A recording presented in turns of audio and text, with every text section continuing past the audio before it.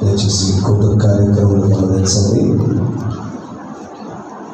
ఈ రెండో దినం ఈ ప్రత్యేకమైన బైబిల్ స్టడీ చేసిన మీ అందరికీ మా హృదయపూర్వకంగా శుభాభివందనాలు తెలియజేస్తున్నాను. ఈ కూటములు ఆదివారం రేపు సాయంత్రంతో ముగించబడుతున్నది. దయచేసి ఈ యొక్క విలువైన సమయాన్ని దేవుడు మనకు ఇచ్చుతున్న ఈ వర్తమానాన్ని స్వీకరించి దీనిలో ఉన్న సత్యముల చేత మన జీవితాన్ని కట్టి లేపుకున్నట్టుకు ఇది ఎంతగానో మనకు ఆత్మీయతకు తోడ్పడుతుందన్నమాట. దేవుని స్తోత్రం.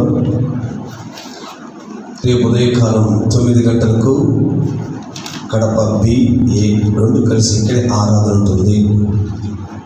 కడప Bలో రేపు ఉదయకాలం ఆరాధన ఉండదు, ఇక్కడే ఉంటుందన్నమాట. దయచేసి బీ ఫెయిత్ అంతా కూడా ఇక్కడికి రావాల్సిందిగా తెలియజేస్తున్నాం. తెలియని వారికి కబురు పెట్టి తెలియజేయవలసిందిగా తెలియజేస్తున్నాం. రేపు సాయంత్రం 6 గంటలతో ప్రారంభించి చివరి యొక్క బైబిల్ స్టడీ ముగియబడుతుంది. కనుక మీకు తెలిసిన వారిని, ఇంకొకరు వారిని ఈ బైబిల్ స్టడీకి ప్రోత్సాహపరిచి తీసుకురావాల్సిందిగా తెలియజేస్తున్నాము. దేవుని స్తోత్రం.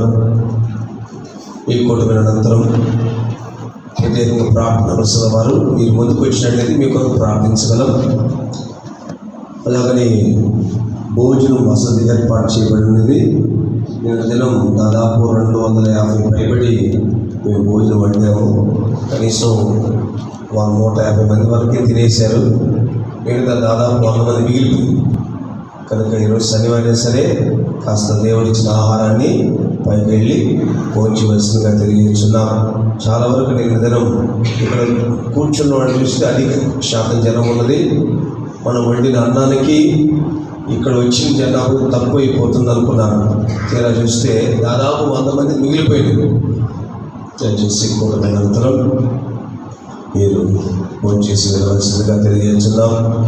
ఈ కూటములన్నీ కూడా పరిశుద్ధాత్మ దేవుడు మనకు చక్కగా జరిగించినట్లు సాయం స్తోత్రించుదాము.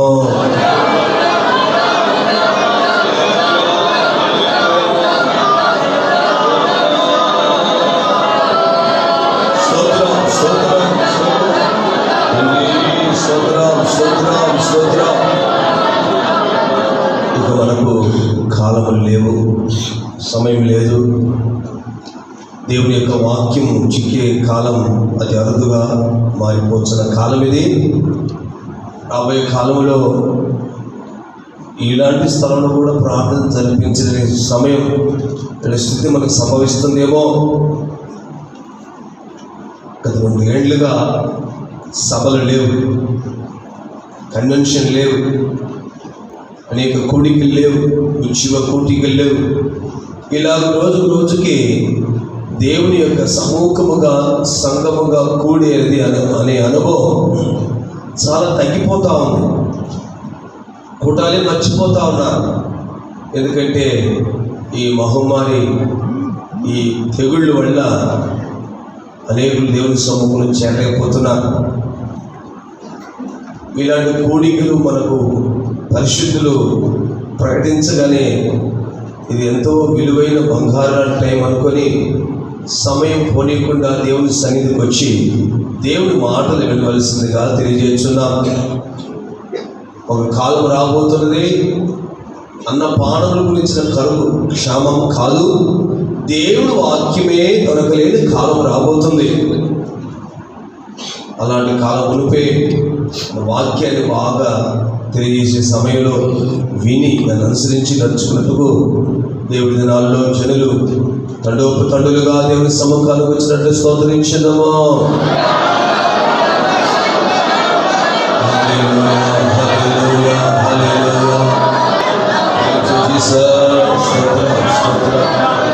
యాక్చువల్గా ఈ దినాలలో 13, 14, 15, 16 తారీఖులలో కనీసం 100 మంది యమనులు ప్రతి పల్లె గ్రామంలో శాంతి సువార్త యాత్ర అనే అంశం మీద తిరుగుతుండేవారు. కానీ సంవత్సరం బ్రేక్ అయిపోయింది అన్నమాట. ఎందుకంటే 13, 14, 15 తారీఖులలో చెన్నైలో IBRలో ఎవరిలో కూడిక ఉంది కనుక అక్కడికి వెళ్ళాలని ఉద్దేశంతో పరిశుద్ధులు అక్కడికి రమ్మని చెప్పారు. కానీ IBR IDR మాత్రమే పరిమితి అయిపోయింది. ఎవరిలో కూడిక మిగతా సెంట్రల్ క్యాన్సిల్ అయిపోయింది. సికింద్రాబాద్లోను విజయవాడలో జరుగుతుంది కనుక దేవుడు మనకి ఇలాంటి కూటం దేవుడు మనకి ఇచ్చినందుకు స్తోత్రించుదామా.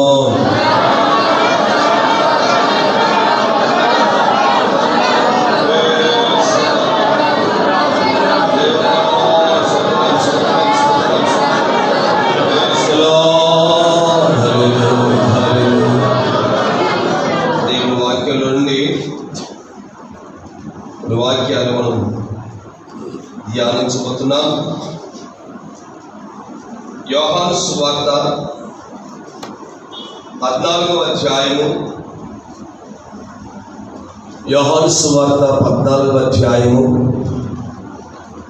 2-3 వాక్యం చదువుకుందాం. 2-3 వాక్యం చదువుకుందాం. నా తండ్రి ఇంటి అనేక నివాసములు కలవు.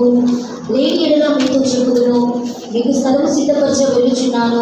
నేను వెళ్ళి మీకు స్థలము సిద్ధపరిచిన ఎడల నేనుండు స్థలములో మీరులో ఉండులాగున మరలా వచ్చి మా యొక్క నుండి మేము తీసుకొని పోదును. దేవుడి వాక్యం మూలంగా మనందరితో దేవుడు మాట్లాడినట్లుగా ప్రార్థించుదాము. మీరు మాకు ఇచ్చిన వాక్యం కొరకు స్తోత్రం. ఈ వాక్యంలో ప్రభా మాకు మరము రహస్యములు పలకండి. ఈరోజు మీ దాసులు మీకు స్మరణగా శబ్దంగా పలుక ఉండనేమో కాలంలో మరుగైన రహస్యములు సత్యములు ఉపదేశములు మీరు మాతో మాట్లాడండి. సంఘాన్ని కట్టడి పరిపూర్ణ యెరూషలేమును సీయోనుగా మార్చండి. యేసు నామమున కోరుకుంటున్నాము తండ్రి, ఆమేన్. నిన్న దినం దాదాపు 2 గంటల ప్రసంగంలో ఏ విధముగా సీయోను నూతన యెరూషలేమును గురించి పరిశుద్ధాత్మ దేవుడు మనకు తెల్లటేటగా వాక్య ఆధారాలతో మనకు బయలుపరిచారు. ఈ నూతన యెరూషలేము సీయోను తెలుసుకోవాలంటే గత దినాల్లో దేవుడు నడిపిన బాటల గురించి కాలాల గురించి కొంతవరకు మనం తెలుసుకున్నాం. ఒక వ్యక్తి దేవుని యొద్దకు దేవుడి నుండి చోటకి రావాలంటే దేవుడి ఉండే స్థలం నూతనమైన యెరూషలేము, నూతనమైన యెరూషలేము అని చెప్పబడినది.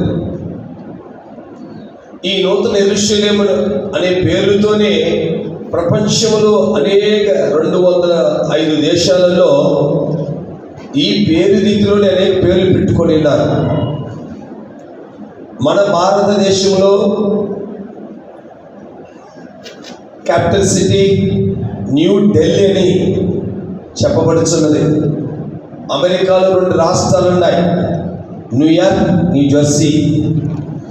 ఇలాగూ మన ఆంధ్రప్రదేశ్లో ఎక్కడ చూసినా కొత్తపాలెం, కొత్తపల్లె, ఇలాగో కొత్త అని చూస్తూ ఉన్నాం. ఈ నూతన యెరూషలేము అనే దేవుడు చోట మనం రావాలంటే మొదట ఒక వ్యక్తి దేవుని పిలుపుకు లోబడి రావాలి. ఆ దినాలలో యోనాతానును బట్టి సౌలు కుమారులలో ఎవరైనా ఉన్నారో ఉపకారం చేయటానికని అడిగితే దావీదు ఉన్నాడయ్యా. ఒక వ్యక్తి ఉన్నాడు, మెఫీబోషెతు కురింటివాడు, మార్కేలు వెంట లోదేబారులో ఉన్నాడు అని చెప్పగానే వాడిని పిలుచుకురండి అని చెప్పి, భయపడకు బాబో, మీ తండ్రికి అన్యాయం, మీ యొక్క తండ్రి యోనాతాను నా స్నేహితుడు, మీ అబ్బా సౌలు నాకు ఎంతో విరోధమైన తప్పిదాలు చేసినప్పటికీ నేను నీకు అన్యాయం చేయను. నీవు మేత లేని స్థలములో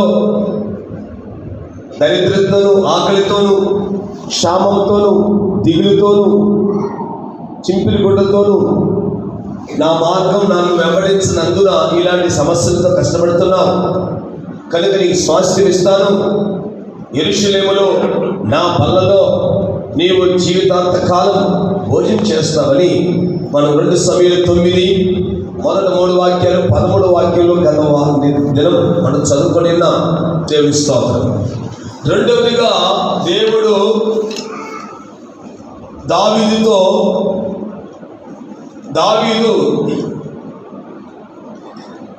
గిలాదు వంశస్థుడు బర్జిల్లాను చూసి, నా కుమారుడైన అబ్షలోము నా సింహాసనం, నా రాజరికము, నా పాలన దోచుకొని అరణ్యములో, అడవులు, ఎడారిలో అలమటిస్తుంటే నా మీద జాలి కనికర దయగలిగి పరుపులు, ఆహారము, వేచిన ధాన్యము, మాంసము, భోజనము నన్ను నా యొక్క సేవకులు పోషించి ఎంతో ఉపకారం చేశావు కనుక నేను నిన్ను యెరూషలేములో పెట్టి పోషించదను, రండి అని పిలుపు దావీదు రాజు తెలియజేశాడు. యెరూషలేములో పెట్టాలని దావీదు కోరుకున్నాడు.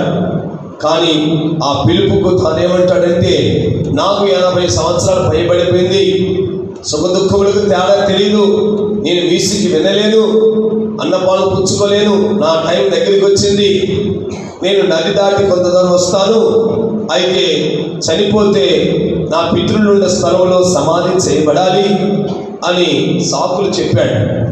నిజంగానే మన దేవుడు మనల్ని పిలుస్తున్నాడు. నేను యెరూషలేములో పెట్టి పోషిస్తా, సియోను యెరూషలేమని దేవుని యొక్క వాసస్థలాలు విని ఈ నూతన యెరూషలేములో దేవుడు తన వధువుని, తన సంఘాన్ని, తన యొక్క స్వాస్థ్యమును, తన ప్రియులను ఉంచగోరుకుంటున్నాడు. ప్రియమైన వారలారా, ఇవి లోక సంబంధమైన నూతన యెరూషలేము కావు. నూతన యెరూషలేము, సియోను ఈ భూ సంబంధమైన ప్రదేశాలు కావు. అవి నిత్య నివాస స్థలాలు, అవి శ్రేష్టమైనవి, మహిమగలవి, అవి చాలా ప్రకాశంతో కూడిన ప్రదేశములు. ఇది పరలోక వాస స్థలాలని చెప్పబడినది. దేవుని స్తోత్రం. ఒక ట్రైన్ చెన్నై నుండి హైదరాబాద్కి వెళ్తుందంటే దానిలో అనేక నివాసాల కలవు. ముందుగా రిజర్వేషన్ చేయించుకుంటే 2 టైరు 3 టైరు ఏసీ బోగిలు ఎక్కవచ్చు. ఇంకను స్లీపర్ క్లాస్ అని రిజర్వేషన్ చేసుకుంటే సాధారణమైన ఒక బర్త్ ఇస్తారు, అక్కడ పండుకోవచ్చు. అప్పటికప్పుడు టికెట్ తీసుకుంటే జనరల్ బోగి లభిస్తుంది. జనరల్ బోగి ఉంటుంది, స్లీపర్ ఉంటుంది, ఫస్ట్ క్లాస్ ఉంటుంది, సెకండ్ క్లాస్ ఉంటుంది. గమ్యం చేరిన ట్రైన్ ఒకటే. 60 రూపాయల టికెట్ కొన్నా, 6,000 పెట్టి కొన్నా గమ్యం చేరుతుంది. కానీ ఆ వాసాలు వేరే. మనం ఇల్లు కట్టుకుంటుంటే కారిడార్ అని కాస్త స్థలం వదిలిపెట్టి అక్కడ ఒక చిన్న చైర్ వేసి పెట్టింటారు, కారిడార్ అని. కొంచెం ముందుకెళ్తే ఓపెన్ హాల్ ఉంటుంది. హాల్ తర్వాత డైనింగ్ హాల్ ఉంటుంది.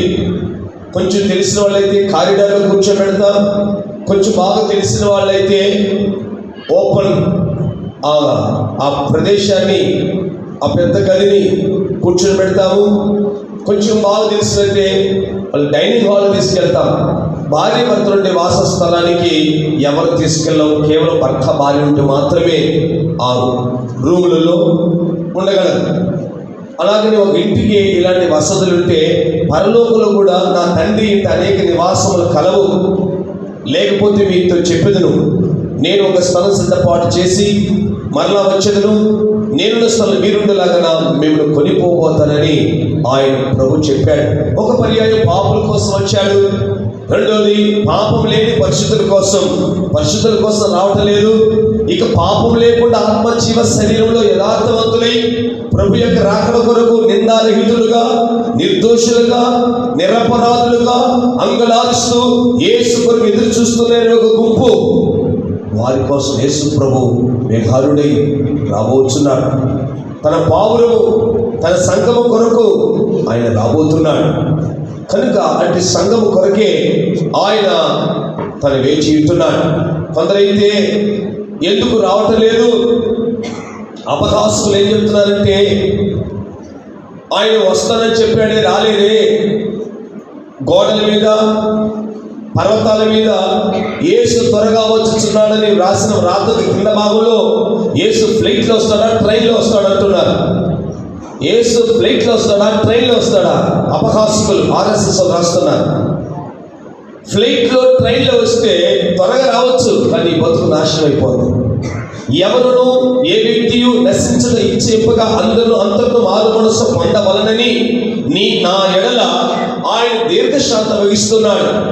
ఆయన ఎందుకు రాలేదంటే, ఇంకో మన జీవితం మారలేదు, ఇంకా మన జీవితం చక్కబెట్టుకోలేదు, ఇంకా మన జీవితము పరిపూర్ణతకు రాలేదు. ప్రియమైన వాళ్ళరా, గత దినాల్లో మనం చదువుకున్నాం, ఎత్తైన గొప్ప పర్వతం మీదకి యోహాను తీసుకెళ్ళి రా పెళ్లి కుమార్తె చూపిస్తాను అని చెప్పినప్పుడు మహిమ గలది, అది దిగుచున్నట్టుగా చూస్తున్నాం. సంఘం మహిమ గలది. తండ్రి, నీవు నాకు ఇచ్చిన మహిమను నా సంఘానికి ఇచ్చుచున్నాను. సంఘం మహిమ గలదిగా ఉండాలని కోరుకుంటున్నాడు.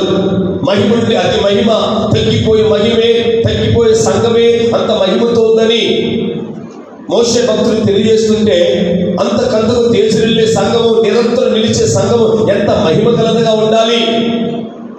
మహిమంటే దానిలో పరిశుద్ధతే, మహిమంటే పాపం లేనిది, మహిమంటే ఏమాత్రం వంకరతనం లేనిది, మహిమంటే అందులో ఏమాత్రం దోషం లేనిది. సంఘము దోషం లేనిదిగా, పరిశుద్ధమైనదిగా, నిర్దోషమైనదిగా, మహిమ గలదిగా ఉండాలని కోరికతోనే నానా విధములైన దివ్య బోధన చేత, పరిశుద్ధాత్మ ద్వారా, పరిశుద్ధ రక్తం చేత, దేవుడు వాక్యం చేత సంఘాన్ని రోజు రోజుకి ఆయన పరిశుద్ధపరుస్తున్నాడు. ఇదే మనం ఈ 22 అధ్యాయాలు చూస్తే ప్రభు అంటున్నాడు, పరిశుద్ధుడు ఇంకను పరిశుద్ధుడుగా నిండనిమ్మో, నీతిమంతుడు ఇంకను నీతిమంతుడుగా ఉండనేమో, అపవిత్రుడు ఇంకను అపవిత్రుడుగా ఉండనేమో, అన్యాయం చేయవాడు ఇంకను అన్యాయం చేయనేమో. ఇదిగో త్వరగా వచ్చుచున్నాను, వారి వారి క్రియకు సిద్ధపరిచిన జీతం నా యొద్ద ఉన్నది అని చెప్పాడు. ప్రియమైన దేవుని బిడ్డ, ఆయన ఆలస్యం చేయవాడు కాదు. ఆయన మాట ఇచ్చాడు, నెరవేరుస్తాడు. కానీ ప్రజలు ఇక్కడ చూస్తే మారు మనసు ఇంకా పొందుతారు, ఇంకా మారు మనసు పొందుతారు అని ఎదురు చూస్తూ ఉన్నాడు. దేవుని స్తోత్రం. ప్రతిరోజు మనుషుడు పలు పాపముల చేత నశించిపోతున్నాడు. సంఘములో ఉంటున్న అంజూరపు చెట్టుకు ఏ విధంగా తోట మాలిక అంటున్నాడు, అయ్యా ఈ సంవత్సరం మట్టు కాగో,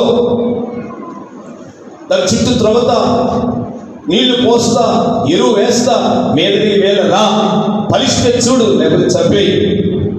ఓకే అని యజమాని వెళ్ళాడు, మరలా వచ్చాడు. అదే స్థితి, ఫలాలు లేవు, పచ్చగా ఉన్నాయి. నేను నరికే తోటమాలి అంటే, అయ్యా ఈ సంవత్సరం బట్టి ఆగు. ఈ లాగు దేవుడి బిడ్డ సంఘములో ఉంటున్న అంజూరపు చెట్టు అలాంటి స్థితి. విజ్ఞాపన చేయగలవాడు ఒకడు ఉన్నాడు కాబట్టి నలుగురు విజ్ఞాపన చేస్తున్నాడు. అదే అంజూరపు చెట్టు త్రోవ పక్కనున్నది. యేసు పండ్లు వెతుకుంటూ వెళ్ళాడు, పచ్చనున్నది, పండ్లు లేవు. ఇక ఎన్నడూ ఎప్పుడు పండ్లు కాయకూడదని చెప్పగానే తక్షణమే ఎండిపోయింది. తక్షణమే ఎండిపోయిన సందర్భం, తక్షణమే స్వస్థత కలిగింది, తక్షణమే విడిపించబడిన సందర్భాలు ఉంటున్నవి. దారిలో వెళ్ళే వారికి రచ్చబండ దగ్గర ఆ చెట్టు ఉన్నది. వచ్చేవారికి విశ్రాంతి, వచ్చేవారికి సంతోషం, వచ్చేవారికి వెళ్ళే వారికి చాలా ప్రయోజనం ఉంది. దేవుడికి ప్రయోజనం లేదు, లోకానికి ప్రయోజనం, అధికారులకు ప్రయోజనం, ఇంటి వారికి ప్రయోజనం. ఆ దారిలో వెళ్ళే వారికి, వచ్చే వారికి ఎంతగానో పచ్చగా ఉన్నావు, ప్రయోజనం లేదు. తక్షణమే ఎండిపో చెప్పగానే అక్కడ ఒక తోటమాలి, ఒక సేవకుడు, ఒక అపోస్తుడు ఉంటే, అయ్యాగో ఈ సంవత్సరం ఆగు, విజ్ఞాపన చేసి ఉంటాడు. తోటలో ఉంటే 5 ఉద్యోగస్తులు ఉన్నారు, తోటలో ఉంటే 8 పరిచర్యలు ఉన్నాయి, తోటలో ఉంటే ఆత్మదేవుడు నడిపింపు 9 వరాలు ఉన్నాయి. బయట ఉంటే లేదు. రోజుకు ఒక సంఘానికి, వారానికి ఒక సంఘానికి, నెలకు ఒక సంఘానికి తిరుగుతుంటే పరిపూర్ణతకు రాలేవు. అపోస్తుల బోధలో, అపోస్తుల సహవాసంలో, రొట్టె విరిచెట్లో ఎడతెక్కున్నట్లయితే జీవితంలో ఒక పూర్ణత పొందగలవు. దేవుని స్తోత్రం. ప్రియమైన దేవుని బిడ్డ, ఈ నూతన యెరూషలేము నగరం అది ఎంత విలువైనదో, ఎంత శ్రేష్టమైనదో ఈ దినాలు మనం చదువుకుంటున్నాం. అది ఎత్తైన గొప్ప ప్రాకారం, అది ఎంతో గొప్ప విలువైనది, అది దగదగా మెరుగుచున్నది. జీవితంలో, ప్రార్థనలో, ప్రతిష్టలో, పరిశుద్ధతలో దగదగా మెరుగుచున్నది. బాప్తిస్మిచ్చి యోహాను గురించి యోహాను 5:35 ఇదిగో అతను మండుచు ప్రకాశిస్తున్న దీపం వలె ఉండినని చదువుతున్నాం. పాత కాలం పరిశుద్ధుడు అంత ప్రకాశవంతుడుగా జీవిస్తే, నూతనమైన కాలంలో జీవిస్తున్న సంఘము ప్రతిరోజు పరిశుద్ధాత్మతో నింపబడి నింపబడి నింపబడి ప్రజ్వలిస్తూ ఉండాలి, ప్రకాశిస్తూ ఉండాలి. ప్రతిరోజు వాక్యపు వెలుగులో ఆత్మ చేత నింపబడి నింపబడి అంతరంగ పురుషులతో బలపడి మనము దేవుని ఆత్మ చేత ప్రకాశవంతంగా తేజరిల్లాలి. రూపాంతర కొండ మీద మోషే, ఏలియా, యేసు దగదగ ప్రకాశిస్తున్నారు. వారి యొక్క వస్త్రములు తెల్లగా ఉన్నవి.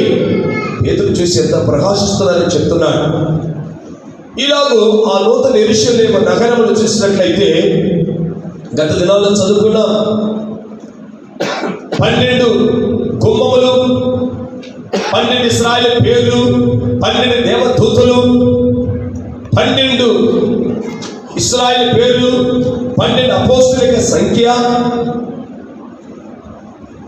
3 గుమ్మములు తూర్పున, 3 గుమ్మములు పశ్చిమన, 3 గుమ్మములు దక్షిణమున, 3 గుమ్మములు ఉత్తరమున. ఇది 4 దశలలో జనులను దేవుని యొక్క సన్నిధిని యెరూషలేముకు తీసుకురావడం చూపిస్తున్నది. ప్రియమైన దేవుని బిడ్డ, ఆ నూతన యెరూషలేము దాని కొలత చూసినప్పుడు 750 కోసులు, చచ్చవకమైనది, అది సమానమైనది. అనగా పిల్లరా, క్రీస్తు యొక్క శిరస్సుకు తగిన శరీరం చక్కగా అమర్చబడి, చక్కగా శరీరమైన సంఘము, శరీరమైన సంఘమే భార్య. శిరస్సు యేసును చూపిస్తున్నది. శిరస్సు సంపూర్ణ పురుషుడు, ధవలవర్ణుడు, రక్తవర్ణుడు, 10,000లో నా పురుషుని కనుగొనగలడు. అంత సౌందర్యం గల శిరస్సుకు, అంత సౌందర్యమైన శరీరము, సంఘము ఎదగాలి. ఈ శరీర సంఘము ఎదుగు నిమిత్తం, సంఘమైన శరీరం అభివృద్ధి పొందే నిమిత్తం, పరిశుద్ధులు సంపూర్ణ నిమిత్తం ఆయన ఎఫెసీ 4:13 ఈ మాట పౌలు అపోస్తలుడు వ్రాయిచున్నాడు. చదువుకుందాం. పరిశుద్ధులు సంపూర్ణులగునట్లు క్రీస్తు శరీరము క్షేమాభివృద్ధి చెందుటకును పరిచర్య ధర్మము జరిగించుటకును ఆయన కొందరిని అపోస్తలులుగా. క్రీస్తు శరీరం క్షేమాభివృద్ధి పొందే నిమిత్తం పరిశుద్ధులు సంపూర్ణ అవునట్లు సంఘము కూడా పరిశుద్ధులే. శరీరము సంఘం. ఈ శిరస్సు కింద భాగంలో 2 చేతులు, ఎదురములు, ఉదరము, కాళ్ళు, ఇవన్నీ శరీరమనే సంఘము, భార్య. శిరస్సు ఏ విధంగా ఉన్నదో దానికి తగిన శరీరం అమర్చబడాలి. యేసు ప్రభు 33వ సంవత్సరం పురుషుడు. ఆయన శిరస్సు, ఆయనకు శరీరము ఎలా ఉండాలి అంటే, ఒకవేళ 6 వయసు ఒక ఆడపిల్ల శరీరాన్ని అమరిస్తే ఎలా ఉంటుంది? 6 వయసు అంటే కనీసం ఒక 12 కేజీలు బరువు ఉండదు. 6 వయసు ఉంటే 12 కేజీలు బరువు ఉండదు. ఆ శిరస్సు యేసు ప్రభు యొక్క కళ్ళు, పెదవులు, ముక్కు, చెవి, పండ్లు, ఎదురమ్మ, ఆయన నొసళ్ళు, వెంట్రుకలు, ఎంతో ఆ 33 సంవత్సరం వయసు గల శిరస్సుకు 6 వయసు గల చిన్న చెయ్యి, చిన్న కాళ్ళు, చిన్న మెడ, సైజ్ చిన్నదిగా, చిన్న కాళ్ళు, ఇట్లా అమరిస్తే అది విచిత్రం ఉంటుంది. శిరస్సుకు తగిన శరీరం అమర్చబడాలి, ఎదగాలి. దేవుని సంఘమా, శరీరమైన సంఘం నీవే. నీవు అన్నింటిలో ఎదగాలి. రక్షణ విషయంలో నీవు ఎదుగు నిమిత్తం ఆ పాలును అపేక్షించుడి అని పేతురు అపోస్తలుడు మాట్లాడుతున్నాడు. రక్షణ విషయంలో ఎదగవలెను. పాలు తాగేవాడు శిశువు. పాలు తాగిన వెంటనే కొంతకాలమైన తర్వాత బలమైన ఆహారం తినాలి, బలమైన ఉపదేశం. పాలు అంటే దేవుని వాక్యం. ఉపదేశము తిని మన శరీరంలో ఉపదేశములో, ఖండితులో, గద్దింపులో, లోతైన ఉపదేశాలలో బలముగా ఎదగాలి. నేను చెప్పాను, ప్రేమలోను, విశ్వాసంలోను, పరిశుద్ధతలోను, దేవుని చిత్తంలోను మనం 4 పూర్ణతలలో ఎదిగి సమానంగా క్రీస్తు శిరస్సుకు తగిన వారుగా ఎదగాలి. ఇదే అనుభవాన్ని చూపిస్తున్నది. ఆ నూతన యెరూషలేము 750 కోసులని చెప్పబడింది. గత రోజు మీకు వివరంగా దాని గురించి తెలియచేయబడినది. దేవుని స్తోత్రం. ఇలాగూ ఆ యొక్క పరిశుద్ధ పట్టణము, ఆ నూతన యెరూషలేము ఏ విధముగా అది కట్టబడి ఉన్నదని మనం ఇప్పుడు ఈరోజు సందేశాన్ని వినబోతున్నాం. ఇది అక్షరార్థమైన రాళ్ళు కాదు, అక్షరార్థమైన పట్టణము కాదు. నిలబడమైన పట్టణం మనకి ఇక్కడ లేదు. ఉండడాని కోసం ఎదురు చూస్తున్నాము. దాని నిమిత్తమే ఏవేవైతే లాభమో నష్టపరుచుకొని ఆ అక్షయమైన నిర్మలమైన వాడబారని ఆ స్వాస్థ్యం కోసం మనం ఈ దినాల్లో ప్రయాసపడుతున్నాం. ఆ నూతన యెరూషలేము నగరమునకు 12 పునాదులు రాళ్ళు అమర్చబడినట్లుగా చూస్తున్నాం. చూడండి, మన పరిశుద్ధులు ఒక బొమ్మ వెనక భాగంలో ప్రచురించారు. చూడండి, మీకు కనపడతాం. ఇప్పుడు మనకు కనపడేది 6 గుమ్మాలు కనపడుతున్నాయి. ఆ పక్క ఈ పక్క కనపడలేదు. పైన ఉత్తరం పక్క, దక్షిణ పక్క మనకు కనపడలేదు. 2 పక్కలు కనపడుతున్నాయి. దాని కింద నుండి చూడండి,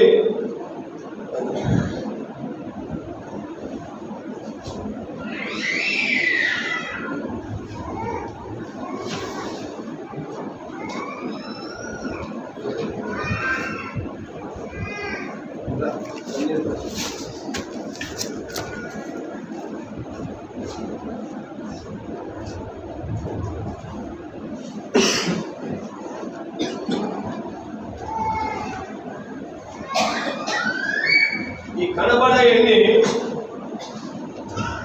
పునాదు రాళ్ళు. ఒక్కొక్క కలర్ చూడండి.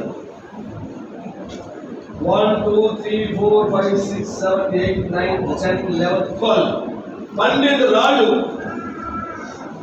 ఇవన్నీ ఎలాగో ఉత్పత్తి అయినో ఈ స్వభావాల గురించి ఈరోజు మనం ధ్యానం చేయబోతున్నాం. ఈ నూతన యెరూషలేము పైబడి ఉన్న స్థలమే సియోను. సియోను యెరూషలేము విడదీయలేము.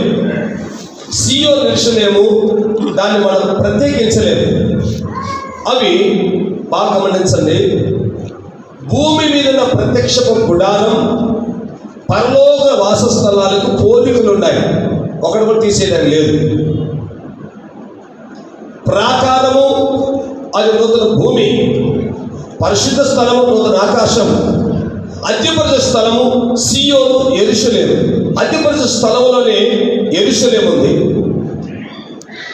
దానిలో నిబంధన మందసం, దానిపైన నకిష్ పనిగా తయారు చేయబడిన 2 కెరూబులు, అది ఒకదానొకటి చూసుకుంటుంది. యెరూషలేము పైబడి 2 కెరూబులు ఉన్నాయి. అక్కడ నేను నీతో మాట్లాడుదును కృపాసనం అని రాయబడదు. ఇది సియోను. ఈ నూతన యెరూషలేము నగరము ఈ నూతన భూమి కంటే నూతన భూమి, నూతన ఆకాశం గురించి అధికంగా ఏమి రాయబడలేదు. ఎందుకంటే నూతన యెరూషలేమే తనకు ప్రియమైనది. సియోను కూడా స్వల్పమైన 1,44,000 మంది. కానీ యెరూషలేము అంటేనే ఆయనకి ప్రేమ. యెరూషలేము అంటేనే ఆయనకి చాలా ఇష్టం. వధువలు ఆ యొక్క వాసస్థలమైన నూతన యెరూషలేము 12 పునాదులతో కట్టబడి ఉన్నది. ఈ 12 రాళ్ళు ఏ విధముగా ఉత్పత్తి అయి ఆ యెరూషలేముగా ఆ పట్టణానికి మార్చబడిందో మనం ఈ దినం కొన్ని అంశాలు చదువుకోబోతున్నాం. దేవుని స్తోత్రం. ప్రకటన గ్రంథము 21వ అధ్యాయము. అందరూ బైబిల్ ఓపెన్ చేయండి. ప్రకటన గ్రంథము 21వ అధ్యాయము 18-19 వాక్యం చదువుకుందాం. ఆ పట్టణపు ప్రాకారము ఆ పట్టణపు ప్రాకారము సూర్యకాంతములతో కట్టబడెను. పట్టణము స్వచ్ఛమగు స్ఫటికముతోను సమానమైన శుద్ధ సువర్ణముగా ఉన్నది. ఆ పట్టణపు ప్రాకారము పునాదులు అమూల్యమైన నానావిధ రత్నములతో అలంకరింపబడి ఉండెను. మొదటి పునాది సూర్యకాంతపు రాయి. ఈలాగూ ఈ పునాదులు, ఈ రాళ్ళు ఇవి చాలా అమూల్యమైనవి, చాలా శ్రేష్టమైనవి, చాలా ఘనమైనవి, మహిమతో కూడినవి. దేవుని స్తోత్రం. ప్రియమైన దేవుని బిడ్డ, ఈ రాళ్ళు చాలా ప్రకాశవంతమైనవి. ఇవి నూతన యెరూషలేములో పునాదు రాళ్ళుగా అమర్చబడే మునుపు భూమిలో దేవుని సంఘమనే విశ్వాసులు రక్షణలో 7 మెట్లు కలిగి అపోస్తుల బోధన కడవరగా నిలబడి మొదట పునరుద్ధరణలో పాలు పొందిన దేవుని యొక్క సంఘమే ఈ నూతన యెరూషలేము.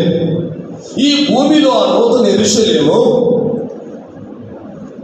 ఈ విలువైన రాళ్ళు, ఈ మహిమతో కూడిన రాళ్ళు, స్వచ్ఛమైన రాళ్ళు, అమూల్యమైన రాళ్ళు, నానా విధమైన రాళ్ళు ఇవన్నీ ఎలా కలుగుతున్నాయని లోకంలో పరిశోధకులు పరిశోధించి చూసినప్పుడు ఇవి భూమి యొక్క దిగుభాగమున పెద్ద పెద్ద మహావృక్షాలు, పెద్ద పెద్ద వృక్షాలు అవి భూమిలో పడి కొన్ని లక్షల టన్నులు బరువు, గాలి లేక తేమ లేక అవి భూమి యొక్క ఒత్తిడి వల్ల అవి విలువైన రాళ్లుగా మారుతున్నాయని పరిశోధకులు పరిశోధించి తెలియజేస్తున్నారు. ఈ అమూల్యమైనవన్నీ కూడా సముద్రపు అగాధములో లోతైన ప్రాంతంలో మణుగులు, మాణిక్యాలు, పగడములు, చాలా విలువైన రాళ్ళు ఉన్నవి. ఈ 12 రాళ్ళలో దాదాపు నా దగ్గర అక్షరార్థంగానే 9 రాళ్ళు ఉన్నాయి. నాకు అక్షరార్థంగానే ఉన్నాయి. వీటి పేర్లు 12 పేర్లు గల 9 పేర్లు గల రాళ్ళు నా కళ్ళ ముందు వాస్తవంగా నిజంగానే ఉన్నాయి. నేను రూమ్లో పెట్టున్నాను, చాలా ఏళ్ళుగా దాపెట్టున్నాను. ఇక్కడ మనం చదువుకున్న ఫస్ట్ ఆఫ్ ఆల్ ఒక రాయిని గురించి మనం చదువుకుంటున్నాం. అది సూర్యకాంతపు రాయి. ఈ రాయి సూర్యకాంతపు రాయి. ఇది ఎలా ఉందంటే దాని వర్ణము తెలుపు, గోధుమ రంగు, నీళ్లతో కలిపిన ఆకుపచ్చ రంగు. ఇది వజ్రం వలె గట్టిగా లేక కఠినమైనది. ఈ రంగు పరిపూర్ణమైనది. ఈ యొక్క సూర్యకాంతము రాయి ఈ భూమిలో దేవుని సంఘ విశ్వాసులు వారి స్వభావంలో జీవితంలో వచ్చిన శోధనలు, శ్రమలు, యుద్ధములు, నిందలు, అవమానములు, పోరాటములు, హింసలన్నిటికీ దేవుని ఆత్మతో, వాక్యంతో గట్టిగా పట్టుకొని పోరాడి ఎదిరించి జయించిన జయవీరుల యొక్క స్వభావమే ఈ సూర్యకాంతపు రాయి. క్రైస్తవ మార్గములో ఈ శ్రమలు, పోరాటములు, ఈ కష్టములు వచ్చినప్పుడు దేవుని నుండి, దేవుని మార్గాల నుండి తొలగిపోతున్నారు. కారణం వాళ్ళకి ఒక దర్శనం లేదు, వాక్యం యొక్క ప్రకటన లేవు, వాక్యము యొక్క అర్థం లేదు. క్రైస్తవులకు ఇవన్నీ నాకు రావాలి, వీటి మూలంగా నేను ఒక పరిపూర్ణతకు చెందాలి, ఈ శోధనల గుండా, ఈ పరీక్షల గుండా, ఈ అవమానాల గుండా నేను ధైర్యంగా నిలబడి దాన్ని ఎదుర్కొని ఈ పరీక్షకు నేను నిలబడాలి అన్న ఒక ప్రకటన లేనందువలన ఇవన్నీ వీరి మూలంగా వచ్చింది, వీరి వల్ల కలిగినది, వీరే కారణం అని మనం ఇతరుల మీద సాకులు తెలియజేసి సనుగుకొని దేవుని యొక్క మార్గాలను తొలగిపోతున్నారు. కానీ ఈ యొక్క సూర్యకాంతము గట్టిగా పరీక్షలకు నిలుస్తున్నది. దీని గురించి ఫిలిప్పీయులకు రాసిన పత్రిక 1వ అధ్యాయము 9 నుండి 11వ వాక్యం వరకు చదువుకుందాం. మీరు శ్రేష్టమైన కార్యములను వివేచింపగలిగి గలవారగుటకు మీ ప్రేమ తెలివితోనూ సకల విధములైన అనుభవ జ్ఞానముతోనూ కూడినదై అంతకంతకు అభివృద్ధి పొందవలననియు ఇందువలన దేవునికి మహిమయు స్తోత్రములు కలుగునట్లు మీరు యేసుక్రీస్తు వలనైనా నీతి పరులతో నిండుకొనిన వారై క్రీస్తు దినములకు నిష్కపట్టులను నిర్దోషులను కావాలని ప్రార్థించుచున్నాను. ఇలాగూ దేవునిలో నానాటికి అభివృద్ధి పథకంలో నిష్కపటమైన జీవితంలో ఇవన్నీ మనకు సంభవించిన ప్రతి సంభవాలలో మనము వాటిని ఎదిరించి గట్టిగా సూర్యకాంతం వలె ధైర్యంగా వాటిని ఎదుర్కొని మనం జయించినప్పుడు నూతన యెరూషలేములో ఇక్కడ సూర్యకాంతపు రాయిగా ఆ వ్యక్తి మారుచున్నాడు. దేవుని స్తోత్రం. వీటి వల్ల మనకు అనేక స్వభావాలు కొన్ని నేర్చుకోగలం. ప్రధాన యాజకుని యొక్క పథకములో న్యాయ విధాన పథకమని ప్రధాన యాజకుడికి ఎదురుమున 12 గోత్రికుల పేర్లు దాని వర్ణము కలిగిన రాళ్ళు ఎదురుముకు కట్టుకొని ఉంటాడనమాట. ప్రధాన యాజకుని యొక్క న్యాయ విధాన పథకములో ఈ సూర్యపు కాంత రాయి కూడా రాయబడినది. నిర్గమకాండం 28:20 వాక్యం చదువుకుందాం. రత్నవర్ణపు రాయి, సులిమని రాయి, సూర్యకాంతములు గల 14వ. ఇక్కడ సూర్యకాంతపు రాయి ఇశ్రాయేలు గోత్రికులలో ఆ వ్యక్తికి నఫ్తాలి అనే పేరు ఆ సూర్యకాంతపు రాయి రాయబడింది. సూర్యకాంతపు రాయి అన్న మాటకు నఫ్తాలి గోత్రికుడు. ఈ నఫ్తాలి ఎలా పుట్టాడని తాను తెలియజేసుకున్నాడు. ఆదికాండము 30:8 వాక్యం చదువుకుందాం. ఆదికాండం 30:8 వాక్యం చదువుకుందాం. నఫ్తాలి అంటే ఆదికాండము 30:8 వాక్యము. నేను అప్పుడు రాయేలు దేవుని కృప విషయమై నా అక్కతో పోరాడి గెలిచిందని అతనికి నఫ్తాలిని చెప్పబడుచున్నది. దేవుని స్తోత్రం. ప్రియమైన దేవుని బిడ్డ, మనము కూడా కొన్ని పోరాడాలి. నూతన యెరూషలేములో సూర్యకాంతపు రాయి అది ఒక గట్టిగా ఉన్న శోధనలో యుద్ధంలో గట్టిగా ఉన్న అనుభవాన్ని చూపిస్తున్నది. ఇక్కడ తన అక్కతో పోరాడి గెలిచిందని అనుకొని ఈ కుమారుడికి నఫ్తాలి అని పేరు పెట్టాడు. ఇది పోరాడి గెలిచే అనుభవం మన జీవితంలో. ప్రియ దేవుని బిడ్డ, మంచి పోరాడాలి, నియమం ప్రకారం పోరాడాలి. మన యొక్క పోరాటం అంతా కూడా ప్రియ దేవుని బిడ్డ రక్త మాంసంతో కాదు, పలు ఆత్మీయ అనుభవాలను పోరాడాలి. పౌలు అపోస్తలుడు అంటాడు, నేను మంచి పోరాడితేనే. క్రైస్తవ దేవుని బిడ్డలు నిజముగానే ఆత్మీయతలో మంచి పోరాడాలి. దేవుని స్తోత్రం. పోరాడి గెలిచితిని మనం ఎప్పుడు ఓడేవారుగా ఉండకూడదు. క్రైస్తవ మార్గం అపజయం కాదు. క్రైస్తవ మార్గం అంటే ఓడిపోయేది కాదు. మనము ధైర్యంగా వీటన్నిటిని ఎదిరించి మనము మన జీవితంలో ఈ శత్రువులతో, పాపముతో, లోకముతో, అంధకారముతో మనం ఎదిరించి జయం పొంది గెలిచే వారు ఉండాలి, అపజయం పొందే వారుగా ఉండకూడదు. ఈ నఫ్తాలి అనే వ్యక్తిని గురించి తన వశాన దేశంలో యాకోబు తన కుమారుని గురించి అంటున్నాడు. ఆదికాండం 49:21 లేడీ అని లేక జింక అని ఆ వ్యక్తి పేరు చెప్పబడుతున్నది. ఆదికాండము 49:21 వాక్యం చదువుకుందాం. నఫ్తాలి అంటే విడవబడిన లేడీ. ఇక్కడ తన తండ్రి తన కొడుకును గురించి అంటున్నాడు, నఫ్తాలి అనగా విడవబడిన లేడీ. లేడీ అన్నప్పుడు ఒక జంతువులలో ఒక జంతువు, జింకలో లేక కణితి, ఇవన్నిటిలో ఒక భాగం చూపిస్తుంది. ఒకటి ఈ యొక్క లేడీ అనేది ఒక దీన మనసుతో మౌనంగా ఎవ్వరి మీద పెద్దలు చెల్లించకుండా, కోపపడకుండా, సౌమ్యముగా, మౌనంగా, దీనత్వం ఉండే స్వభావమే ఈ లేడీకి. ప్రభు యేసుక్రీస్తు భూమిలో జన్మలలో నేను సాత్వికుడు, దీన మనసు గలవాడు ఆయన నేర్చుకుని అంటున్నాడు. మత్తయి 11:29 వాక్యం చదువుకుందాం. నేను సాత్వికుడును, దీన మనసు గలవాడను గనుక మీ మీద ఉన్న కాడి ఎత్తుకుని నా ఎదురు నేర్చుకుని అప్పుడు మీ ప్రాణములకు విశ్రాంతి దొరుకుతుంది. ప్రభు యేసు క్రీస్తు భూమిలో దినములలో ఈ పర్యాయం చెప్పుకుంటున్నాడు, దీన మనసు గలవాడను.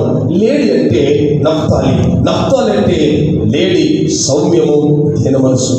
ఒక పక్క ఆత్మీయ పోరాడినా సరే భూమిలో మనం ఒక మౌనంగా దీనులుగా ఉన్నప్పుడు, దీని మనసు ఉన్నప్పుడు నిశ్చయంగా దేవుడు కృప వారికి తోడుగా ఉండి వారి అరణ్య యాత్రలో జయప్రదంగా వాళ్ళ జీవితం గడుపుతారు. దేవుని స్తోత్రం. దావీదు అంటాడు, నా కాళ్ళు లేడి కాళ్ళు వలె చేస్తున్నాడు. దావీదు కీర్తనలు 18వ అధ్యాయం, దావీదు కీర్తన 18వ అధ్యాయం 33వ వాక్యం చదువుకోగలము. 33వ వాక్యం చదువుకుందాం. ఆయన నా కాళ్ళు జింక కాళ్ళ వలె చేయుచున్నాడు, ఆయన కాళ్ళు జింక కాళ్ళు వలె చేయుచున్నాడు, ఎత్తైన స్థలముల మీద నన్ను నిలుపుచున్నాడు. మనం మన యొక్క జీవితంలో ప్రియ దేవుని బిడ్డ తీరుడుగా ఉంటే మన యొక్క చివరి దశలో మనను ఎత్తైన కొండ అంటే ఆ దూత యోహాను చూపించిన దర్శనంలో ఎత్తైన పర్వతం మీద పెట్టినట్లు మనలను కూడా చివరి రోజుల్లో మన దేవుని రాకడలో నీవు నేను దీన మనస్సులుగా ఉన్నప్పుడు ఆ మంచి స్థలం ఉంటారు. ఈ దినాల్లో ఆ దర్శనం లేనందువల్ల ఈ భూమిలో గర్విష్ఠులుగా జీవిస్తున్నారు, గర్వంగా ప్రవర్తిస్తున్నారు, గర్వంగా మాట్లాడుతూ ప్రవర్తిస్తూ జీవిస్తున్నారు. ప్రియ దేవుని బిడ్డ, గర్వాంధులు భూమిలోనే వెలుగుతారు, అడ్డంతుగా కనపడరు. వాళ్ళు జీవితంలో పరిపాలన దండన నిత్యము, 1000 ఏళ్ల పరిపాలన నిత్యములో వాళ్ళు కనపడరు. కనుక లేడి అన్నప్పుడు ఒక దీన మనస్సు. నఫ్తాలి రాయి పేరు ఇవ్వబడినది ప్రియ దేవుని బిడ్డ, నఫ్తాలి సూర్యకాంతము. నీ జీవితంలో సూర్యకాంతం అని ఎప్పుడైతే ఉంటుందో నీ జీవితంలో దీన మనసు కలుగుతుంది. వారు ఎత్తైన పర్వతం మీద వారి జీవితాన్ని కనబడుతున్నారు. దేవుని స్తోత్రం. రెండవదిగా దానికి రెండవ రాయి చెప్పబడింది నీలము అని చెప్పబడుతుంది. చదవండి. రెండవది నీలము. ఈ యొక్క పునాది రాళ్ళలో రెండవ రాయి నీలము. తమిళ వాసింగ్ அவர் బ్రదర్ இருக்காரு, அவர் புரியுது.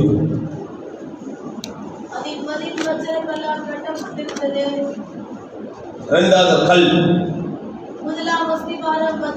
వజ్రకల్, ఇంద్ర నీలం. నీలములోని ఇంద్ర నీలము. నీలము బాగా గమనించండి, మీకు ఒక రహస్యం ఈరోజు చెప్తాను వినండి. నీలం అన్నప్పుడు దేవుని యొక్క ప్రేమను చూపిస్తున్నది. యోహాను సువార్త 3వ అధ్యాయం 16వ వాక్యం చదువుకుందాం. యోహాను సువార్త 3వ అధ్యాయం 16వ వాక్యం చదువుకుందాం. దేవుడు లోకమును ఎంతో ప్రేమించెను కాగా ఆయన తన అద్వితీయ కుమారుని. ప్రభు అయిన దేవునికి సింహాసనం చుట్టూ, ఆయన చుట్టూ ఏముందంటే నీలమయముగా ఉన్నది. యాత్రిరాగమం 24వ అధికారము 10వ వచనం, నిర్గమకాండం 24:10 చదువుకుందాం. ఇశ్రాయేలు దేవుని చూచిరి, ఆయన పాదముల క్రింద నిగనిగలాడు నీలమయమైన వస్తువు వంటిది చూడండి. ఆయన పాదముల క్రిందను మేఘం మీదను నీలము ఉండెను. ఎసెకేలు గ్రంథం 1వ అధ్యాయము 28వ వాక్యం చదువుకుందాం. ఎసెకేలు 1వ అధ్యాయము 28వ వాక్యం చదువుకుందాం. వర్షకాలమున కనబడు ఇంద్రధనుస్సు యొక్క తేజస్సు వలె దాని చుట్టూనున్న తేజస్సు కనబడెను. అది యెహోవా ప్రభావ స్వరూప దర్శనము. నేను చూచి సాగిలపడగా నాతో మాట్లాడే ఒక స్వరము నాకు వినబడెను. ఆ ప్రాంతము, ఆ సింహాసనం యావత్తు చూస్తే నీల వర్ణములో ఉన్నది. ఇదే గ్రంథంలో 10వ అధ్యాయం 1వ వాక్యం కూడా చదువుకుందాం. 10వ అధ్యాయం 1వ వాక్యం చదువుకుందాం. నేను చూచుచుండగా కెరూబుల మధ్యలో ఆకాశ మండలములలో నీలకాంతమయమైన సింహాసనము వంటిది. చూడండి, దేవుని యొక్క సింహాసనము దాని చుట్టూ నీలిమయముతో ఉన్నది. దాని పునాదులన్నీ కూడా నీలిమయం. నిన్న పాట పాడుకున్నాం. నీలంజనం రాళ్ళతో కట్టెను, నీలములో దాని పునాదులు. నీలంజనం రాళ్ళతో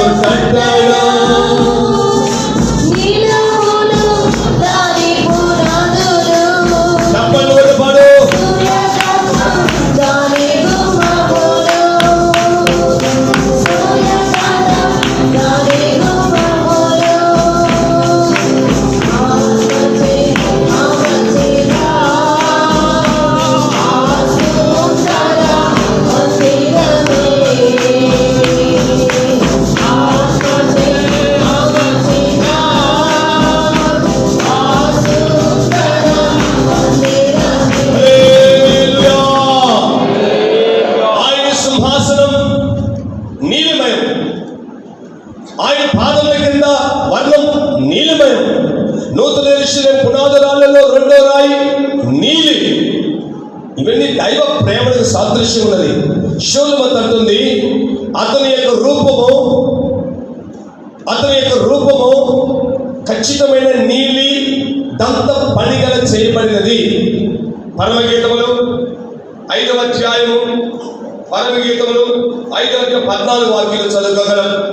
అతని కాయము నీలి రత్న ఖచ్చితమైన విచిత్రమైన దంతపు పనిగా కనబడుచున్నది. చాలు. తమిళ్లో వాసి ఎప్పుడు బాగా యావై దంతం అని రాయబడింది. పరమగీతములు 5:14 அவருடைய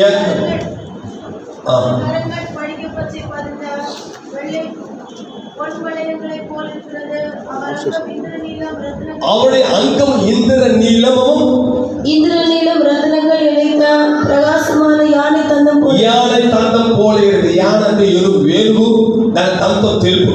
రెండోది దేవుని యొక్క సన్నిధిలో ప్రేమ, తెలుపు, పరిశుద్ధత. యాన దండం అంటే తెలుపు, పరిశుద్ధత. ప్రేమ పరిశుద్ధత రెండు కలిగి ఉండాలి. అందువల్ల అన్విల్ పరిశుద్ధం కుట్రమట్టలాగ అని ప్రేమలో నిర్దోషమైనదిగా. ఎఫెసీ 1:4 వాక్యంలో ప్రేమలో పరిశుద్ధత. చదువు వాక్య భాగము ఎఫెసీ 1:4 వాక్యము.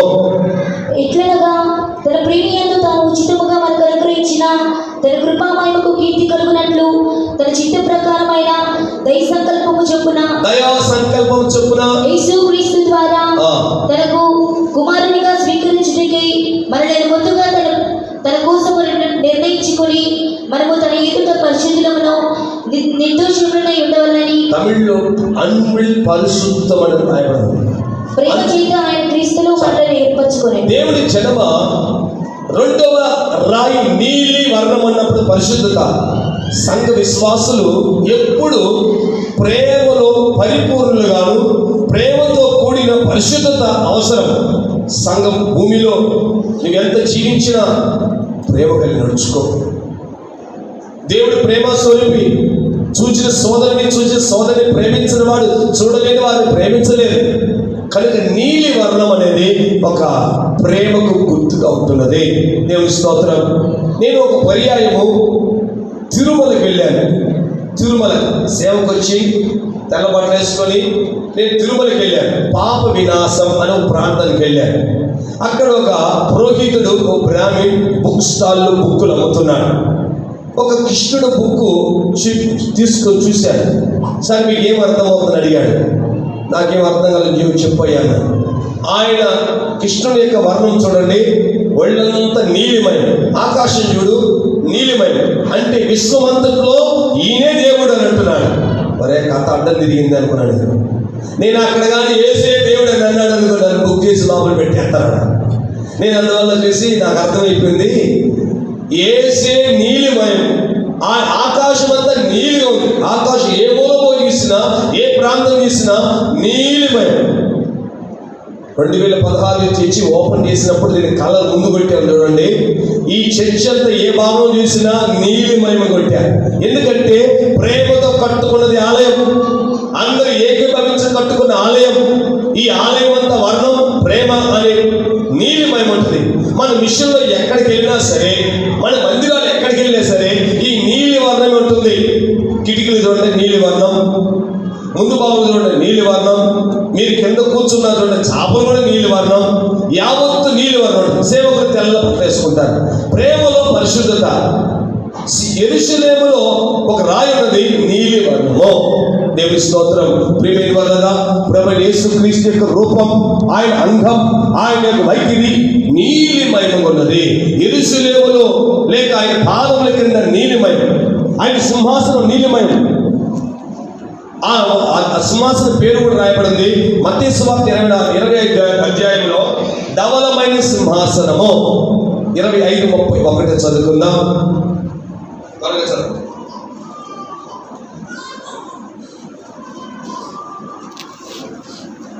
మత్తయి సువార్త 25:31 వాక్యము.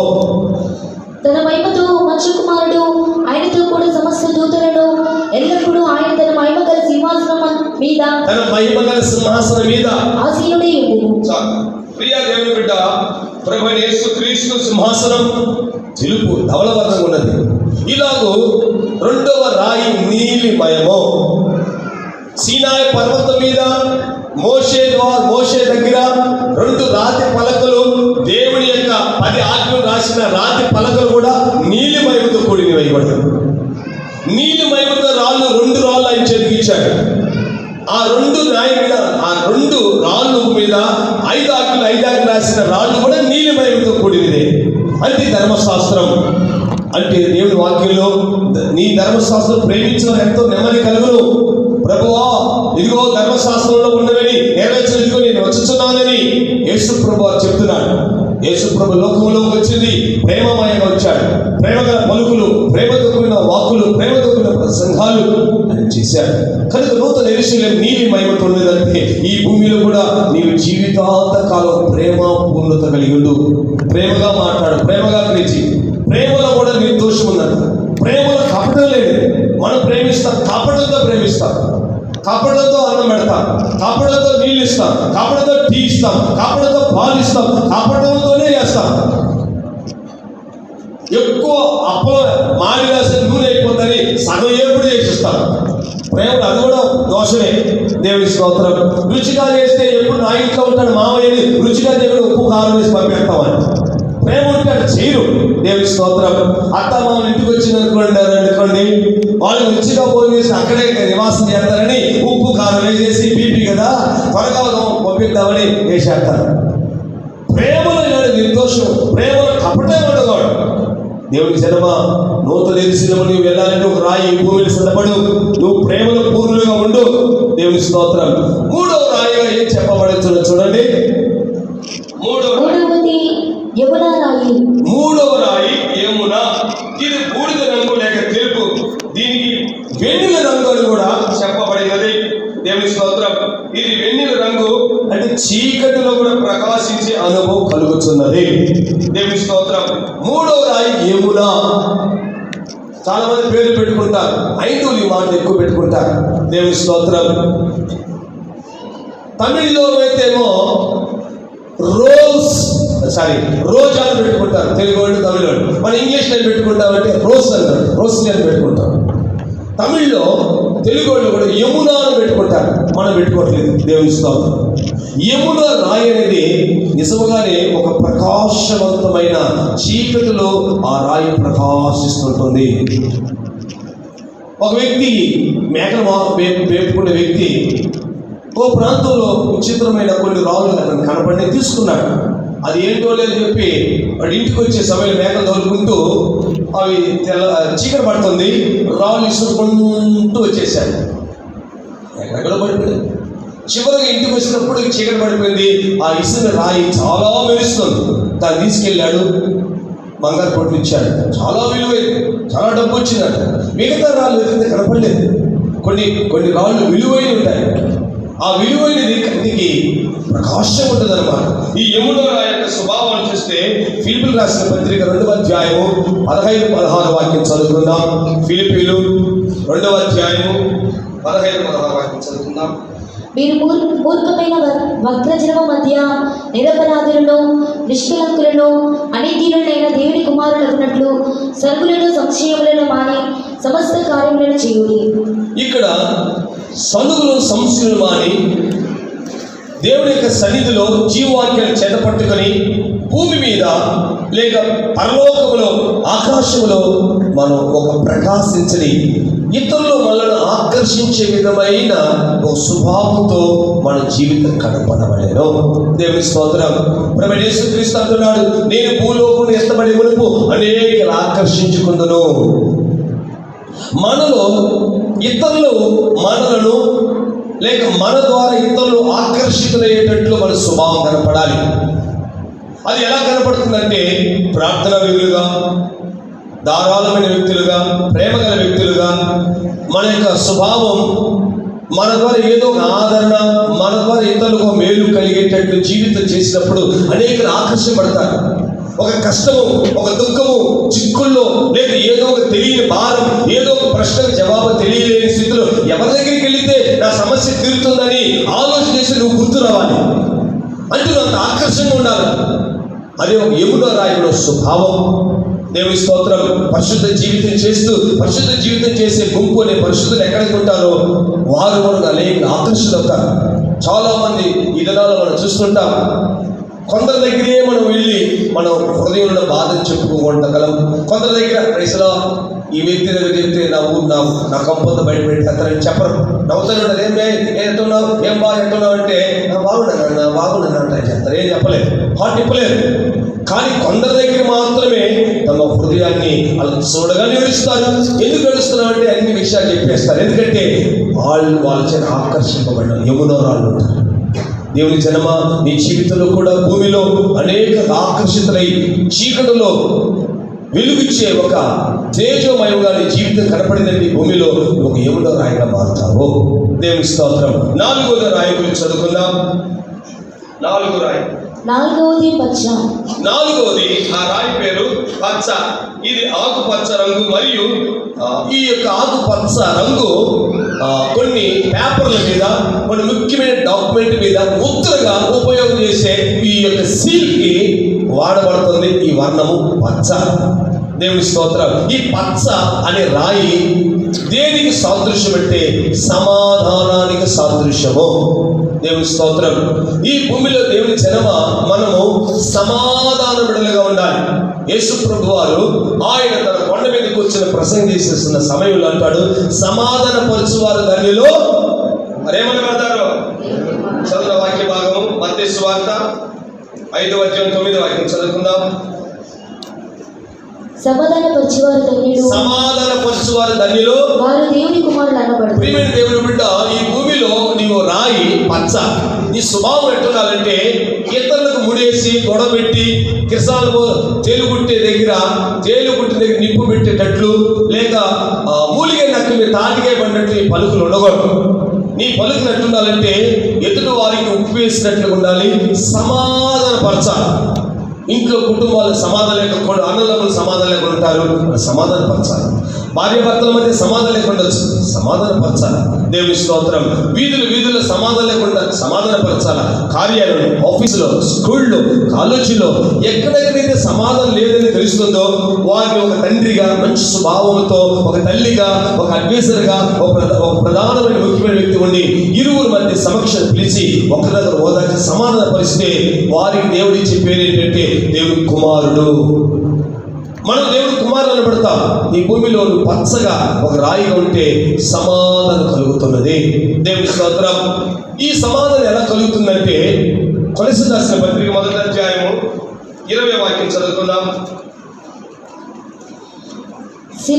సిల్వ రక్తం సంధి చేసి ఆయన ద్వారా సమస్తమును అవి భూలోకమందున్నవైనను పరలోకమందున్నవైనను వాటినన్నిటిని ఆయన ద్వారా తనతో సమాధాన పరచుకోవాలని తండ్రి అభిష్టమైన.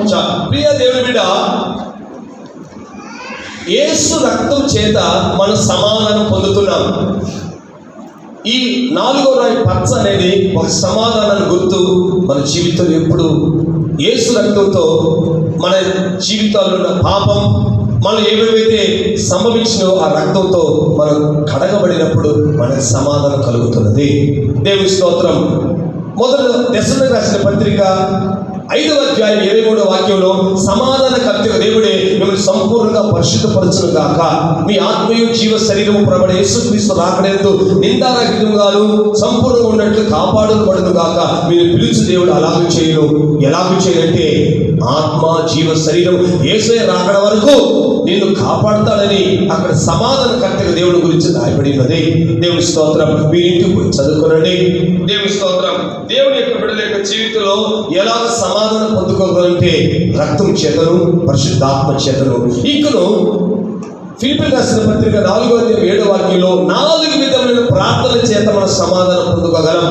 ప్రార్థన, విజ్ఞాపన, కృతజ్ఞతాస్తుతులు, మీ విన్నపములు దేవునికి తెలియజేయడి, సమస్త జ్ఞానాన్ని మించి దేవుని సమాధానం నీకు నీ తలంపులకు కావలి ఉండునని ఇందులో మనం చదువుకుంటున్న వాక్యం బాగా చదవండి. 2 కొరింథీయులకు రాసిన 1వ పత్రిక 10వ అధ్యాయము 12వ వచనము. 2 కొరింథీయులకు రాసిన 1వ పత్రిక 10వ అధ్యాయం 12వ వచనం. 2 కొరింథీయులకు రాసిన 1వ దీనిని గురించి చింతింపకుడి గాని దేని గురించి చింతించుడు గాని ప్రతి విషయములోనూ ప్రార్థన విజ్ఞాపనల చేత కృతజ్ఞతాపూర్వకముగా మీ విన్నపములు దేవునికి తెలియజేయుడి.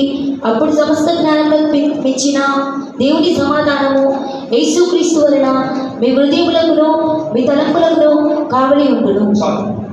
ప్రియమైన దేవుని బిడ్డ, ఇక్కడ మన యొక్క జీవితంలో సమాధానం పొందుకోవాలంటే ఈ 4 ఆయుధాలు తీసుకొని దేవుని సభలో కూర్చున్నప్పుడు నిజమైన సమాధానం దొరుకుతుంది.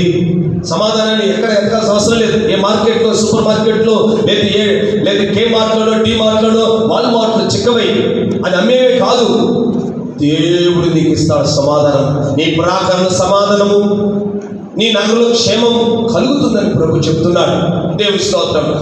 న్యాయ విధాన పథకములో పచ్చ అనే రాయి రూబేనుకు రాశాడు. న్యాయ విధాన పథకములో 28-20 ఇంటికి వచ్చి చదువుతున్నాండి. న్యాయ విధాన పథకములో పచ్చ రాయి మీద రూబేను రాశాడు. బాగా గమనించండి. తన సహోదరులు ఎలా ఉన్నారో యాకోబు తన యోసేపుని పిలిచి అన్నోళ్ళు ఎలా ఉన్నారో చూసినా పోరా అని పంపితే వాడు దూరం అన్నోళ్ళు చూశారు. ఒరే కళ్ళగండోడు వస్తున్నాడు, వాడికి దండం పెడతామంట, వాడికి మనం సైడ్ కొడతామంట, ఈ కళ్ళగండ వాడి ఏదో పరిష్కారం చేద్దాం, మా నాన్న ఏదో చెప్పుకుందాం లేరా, మనం చంపేద్దామని అన్నారు. ఆలోచన చేశారు, అందరూ ఆలోచన చేశారు. వాడు తీసుకొని గుంటి గుంట పడేశారు. ఆ గుంట్లో పడి ఏమంటున్నాడు అంటే బ్రదర్ నడుస్తున్నాడు. లోపల చూసిన గుంట్లో పావులు ఉన్నాయి. తల్లులు వేరైనా తండ్రులు ఒక్కడే, ఒక రక్తంలో పంచుకుని పుట్టిన వారు ఎంత ద్వేషం చూడండి. ఆ సహోదరుని నానా మాటలు తిట్టి, నానా మాటలు ఇబ్బంది పెట్టి వాడి లోపల పెట్టేశారు. చంపాలనుకున్నారు.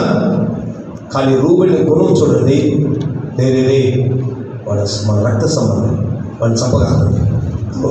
వ్యాపారం చేసే వర్తికులు గుప్పిలు నమ్ముకొని ఆ ఐగుప్తులు వస్తున్నారు, వాళ్ళు నమ్మేద్దామని ఆదికాండం 37 చూడండి. 37 ఆదికాండం 37 వాక్యం చదువుకుందాం. ఆదికాండం 37 వాక్యం చదువుకుందాం. అతడు దగ్గరకు రాకమునిపై వారు దూరం నుండి అతన్ని చూచి అతని చంపుటకు దురాలోచన చేసింది. 37 వాక్యం చూడండి.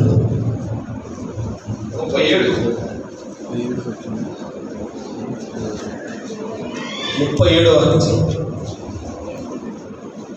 ఎట్లనగా రూబేను అతని తండ్రికి అతన్ని అప్పగించటకై వారి చేతుల్లో పడకుండా రూబేను తన సహోదరుడు ఏం చేస్తున్నాడు, రక్షించడానికి ప్రయత్నిస్తున్నాడు. అతని విడిపింపదలిచి రక్తము చిందింపకుడి, అతనికి హాని ఏమీ చేయక. వాని రక్తం చిందించుకుని వాని హాని చేయవద్దు. ఆదికాండం 42 వాక్యం కూడా చూడండి. వాడి స్వభావం, రూబేను యొక్క స్వభావం చూడండి. ఆదికాండం 42 వాక్యం చదువుకుందాం. మరియు రూబేను ఈ చిన్నవాని ఏడల పాపం చేయకూడని నేను మీతో చెప్పలేదా? ఆ రోజు చెప్పాను కదా నేను. ఐగుప్తు దేశానికి వెళ్ళిపోయబడ్డ మీరు ఒక తండ్రి కలిగిన పిల్లలు అంటున్నారే, ఇప్పుడు 10 మంది వచ్చారు, ఆ ఇద్దరే ఇప్పుడు చిక్కున్నారు. నేను ఆ రోజు చెప్పాను కదా, నేను ఆ చిన్నవాడిని చేయి జోలిగా కానీ ఇప్పుడు అమ్మేశారు, వాడిని అడుగుతూ నేను చేయాలి. రూబేను యొక్క గుణం ఏంటంటే సమాధానపరిచే గుణం. ఎప్పుడు కూడా నూతన యెరూషలేములో ఒక పచ్చరాయిగా కనపడాలంటే ఈ భూమిలోనే నీవు పాకిస్తాన్ ఇండియాగా చేయొద్దు. నీ ఇంటిని, నీ ఊరిని, నీ చర్చిని సమాధానపరిచే ఒక పరిచర్య నీకు అవసరం. సమాధానం ఉండు, నీవు సమాధానం ఉండు, ఇతరులకు సమాధానం ఉండు. కొంతమంది సమాధానం లేకుండా ఉండటమే వాళ్ళకి ఇష్టం. ఎందుకంటే సమాధానం లేకున్నంత కాలం వారికి ఎక్కువ మెప్పు, ఘనత, మహిమ ఉంటుంది అనమాట. సమాధానం అనుకోండి, ఆ ఇంటికి టైం పాస్ ఉండదు. రోజు కనీసం రాత్రి 10 గంటలకు కూర్చొని తెల్లవారు 3 గంటలకు కలుసుకుంటా ఉంటేనే ఆ ఇల్లు బాగుంటుంది. అది వాళ్ళ ఆనందం అవుతుంది. ఏదో ఒక పంచాయతీ పెట్టుకోవాలి. ఇది ఒక సాతాను నడిపించే అనుభవాన్ని చూపిస్తుంది. దేవుని సంగమా, నీవు ఒక పచ్చరాయి ఉన్నప్పుడు సమాధానం కలిగి ఉంటావు. సమాధానపరచు వారి ధన్యులు, సమాధానపరచు వారి పరిశుద్ధతకు సాదృశ్యం.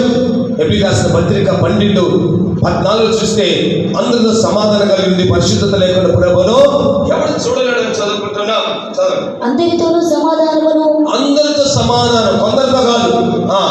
పరిశుద్ధతయు కలిగి ఉంటకు ప్రయత్నించుడి.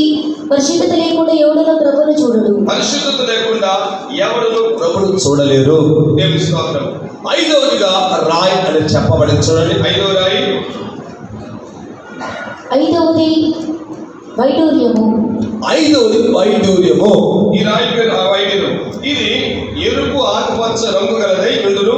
ఇది వారి జీవితంలో ప్రకాశంగా దీపముగా ప్రకాశించే అనుభవము, లేక జ్వాలలుగా, లేక వారి జీవితంలో దేవుని ఇంటిలో ఆసక్తిగా ఉండే చెడులను చూపిస్తున్నది. పరమగీతములు 8వ అధ్యాయము 6-7 వాక్యం చదువుకుందాం. పరమగీతములు 8వ అధ్యాయము 6-7 వాక్యం చదువుకుందాం.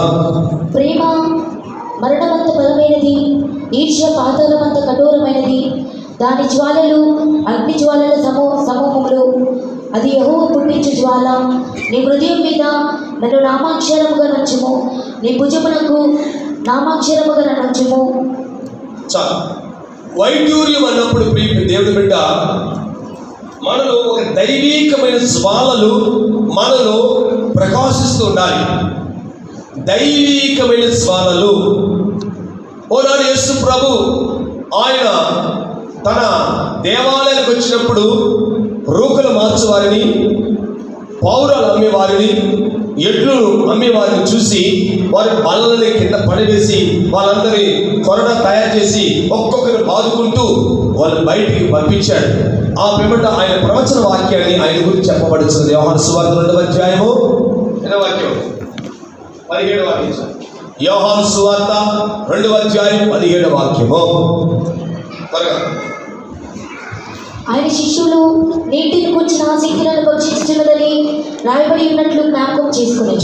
యేసు ప్రభు వారు దేవుని ఇంటికి వచ్చినప్పుడు దేవుని ఇంట్లో జరిగే అన్యాయం, దేవుని ఇంట్లో జరిగే అక్రమం, దేవుని ఇంట్లో జరిగే పాపపు క్రియలు తలచి వారు లేని వాడి ఆసక్తితో లేచి వారందరూ పడవేసినట్లుగా చూస్తున్నాం. ఇది దేవుని బిడ్డ వైడూర్యం అన్నప్పుడు మనలో జ్వాలలు, ఆత్మీయ రగులు కొనటం, ఆత్మలో తీవ్రతగా ఉండటం, దేవుడిలో తీవ్రత ఉండటం, ఇలాంటి ఒక స్వభావమే అనుభవాన్ని చూపిస్తున్నది. ఆ దినాలలో మోయాబీరాండ్రులు చక్కని వారని ఇశ్రాయేలు వారి అరణ్యములో మోయాబీరాండ్రులతో వ్యభిచారం చేస్తుండగా లేవి యొక్క మనవడు దాన్ని చూసి వెంటనే వెళ్ళి పాపం చేస్తున్న వారిని చూసి ఈటి తీసుకొని కడుపులో పొడిచాడు. ప్రభు అంటాడు, నా విషయమై ఓర్వలేని వాడు ఎంతో ఆసక్తి గలవాడుగా ఉన్నాడు కనుక అతనికి నా నిత్య నిబంధన చేసి నా సేవ కార్యక్రమం అతనికి ఇస్తుంటున్నాడు. ఆ వ్యక్తి పేరు ఫినెహాస్ అనే వ్యక్తి దేవుని విషయమై ఆసక్తి ఉన్నాడు. ప్రియ దేవుని బిడ్డ, కొన్ని తప్పిదాలు పొరపాటును ఖండిస్తే నేను చెడ్డైపోతాను, ఆలయంలో ఈ సిస్టమ్ ఖండిస్తే, ఈ బ్రదర్ని ఖండిస్తే, ఈ విశ్వాసం ఖండిస్తే నేను ఏమైనా చెడ్డపని తెచ్చుకుంటానేమో, నాకెందుకులే, దేవుడు తీర్పు తీస్తాడు, దేవుడు ప్రతిఫలం ఇస్తాడు, దేవుడు చూసుకుంటాడే అని విడిచిపెట్టకూడదు. బైబిల్ చెప్తుంది, నువ్వు చూచిన దాన్ని, విన్న దాన్ని దాపెట్టుకోడు. అలా దాపెట్టే నేను రాళ్ళు కొట్టాలంటున్నాడు ప్రార్థన కాలంలో ధర్మశాస్త్ర యుగంలో. కనుక నీలో ఒక వైడూర్యం అనే రాయి నీలో ఉంటే నీకు తెలియకుండా ఒక జ్వాలను నామకరణంగా నీ మీద ఒక జ్వాలను రాస్తాడు. జ్వాలన్నప్పుడు అది మండి అనుభవం. ఒక తప్పు వ్యక్తి చూశారంటే ఓర్చుకోలేని వాళ్ళు చేస్తారంటే వెంటనే ఖండిస్తారు. పోయి యేసు ప్రభువులో కూడా అలాంటి స్వభావం ఉన్నది. నీలో కూడా ప్రియ దేవుని వైడూర్యం అన్నప్పుడు దేవాశక్తితో ఆసక్తిగా దేవుని కార్యముల కొరకు జీవిస్తే నూతన యెరూషలేములో వైడూర్యమైన రాయిగా నీ స్వభావం మారుతున్నది. దేవుని స్తోత్రం. చూడండి, ఆరోది కెంపు. ఇది కెంపును మనం చూస్తున్నాం. నీ పాపము హిమవలెను, నేను నీ పాపము కెంపు వలె. కెంపు అనేది ఎరుపును చూపిస్తున్నది. దేవుని స్తోత్రం. ఎరుపు అనేది రక్తము లేక అది ద్రాక్ష రసము, అది ఎరుపు వర్ణంలో ఉంటున్నది. ఈ రాయి ఎరుపు వర్ణంలో ఉన్నది. దేవుని స్తోత్రం. ఇది ఎరుపు అనేప్పుడు ప్రియమైన వాళ్ళరా, ఇది ప్రభు అయిన యేసు క్రీస్తు యొక్క రక్తము ఎరుపే, ద్రాక్షరసము ఎరుపే. ద్రాక్షరసం సంతోషం ఇస్తున్నది. న్యాయాధిపతుల గ్రంథం 9వ అధ్యాయం 13వ వాక్యము, 1 యోహాను రాసిన పత్రిక 1వ అధ్యాయము 9వ వాక్యము, ఇవన్నీ కెంపు అనే ఎరుపుకు సాదృశ్యంగా ఉంటున్నది. చదువుకుందాం. న్యాయాధిపతులు 9:13 వాక్యం చదువుకుందాం. దేవుని మానవులను సంతోషపెట్టు, నా ద్రాక్షరసమును ఎన్నియక మాని చెట్ల మీద రాజునయ్యుండి ఇటు అటు ఊటకు నేను వచ్చేదనా అని వారితో అనేను. దేవుని స్తోత్రం. ప్రియమైన దేవుని బిడ్డ, ఈ కెంపు అనే వర్ణము ఎరుపు. ఎరుపు యేసు రక్తములకు సాదృశ్యం. లేక ద్రాక్షరస ఎరుపు మనలో దేవుడిచ్చే సంతోషాన్ని పరిపూర్ణంగా కాపాడుకోవాలి. ఈ భూమిలో దుఃఖ సాగరములో, కన్నీటి బాటలు, కలవర బాటలలో, మనుషుల వల్ల, ఇతరుల వల్ల, అనేకుల వల్ల వచ్చే ఈ పోరాటములు, దుఃఖములు మనమే సముదాయించుకొని సంతోషపరుచుకోవాలి. దేవుని స్తోత్రం. దావీదు భక్తుడు అంటాడు, నీ రక్షణానందం నాకు మరలా పుట్టించు. రక్షణలో ఒక ఆనందం ఉంది. పౌలు భక్తుడు అంటాడు, నేను ఎప్పుడు రోగినో నా రోగాన్ని బట్టి సంతోషపడుతున్నాను. నేను ఎప్పుడు శ్రమ పడుతున్నానో శ్రమలో సంతోషిస్తున్నాను. హబక్కూకు అంటాడు, అన్ని కోల్పోయినా, చాలా పశువులు లేకపోయినా, పొలంలో పంట లేకపోయినా, చేతిలో పైరు లేకపోయినా నా దేవుని యందు నేను సంతోషిస్తున్నాను అంటున్నాడు. అన్ని కలిగినప్పుడు సంతోషం ఉండటం కాదు. దేవుని జనమా, మనకు ఏదైనా నష్టం కలిగినప్పుడు, డీ ప్రమోషన్ కలిగినప్పుడు, ఏదైనా కోల్పోయినప్పుడు కూడా క్రీస్తుని బట్టి మనం సంతోషం ఉండే ఒక కెంపులాగా ద్రాక్షరసం సంతోషం ఉండే అనుభవాన్ని చూపిస్తున్నది. దేవుని స్తోత్రం. ఇది న్యాయ విధాన పథకములో ఈ రాయి యూదా మీద చెప్పబడుతుంది. యూదా మీద చెప్పబడుతున్నది. నిర్గమకాండం 28:20 వాక్యం చదువుకుందాం. రత్నవర్ణపు రాయి, సుర్మని రాయి, సూర్యకాంతములు గల కాంతి 4వది. వీటిలో బంగారము జావరులో పొదిగింపవలెను.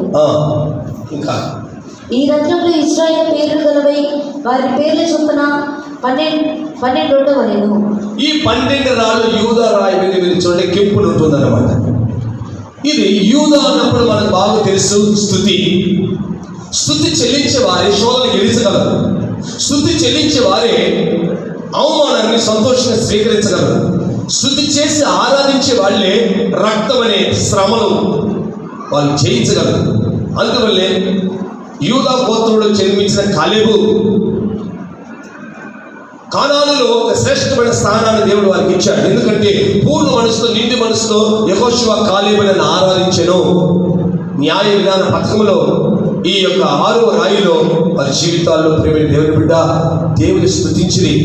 ఎల్లవేళలు, అన్ని సందర్భాల్లో, కష్ట నష్టాల్లో, బాధల్లో, ఇరుకుల్లో మనం అధికంగా దేవుని స్తుతి చెల్లించినప్పుడు మనం యూదా అనే ఒక రాయిగా మారుతాం.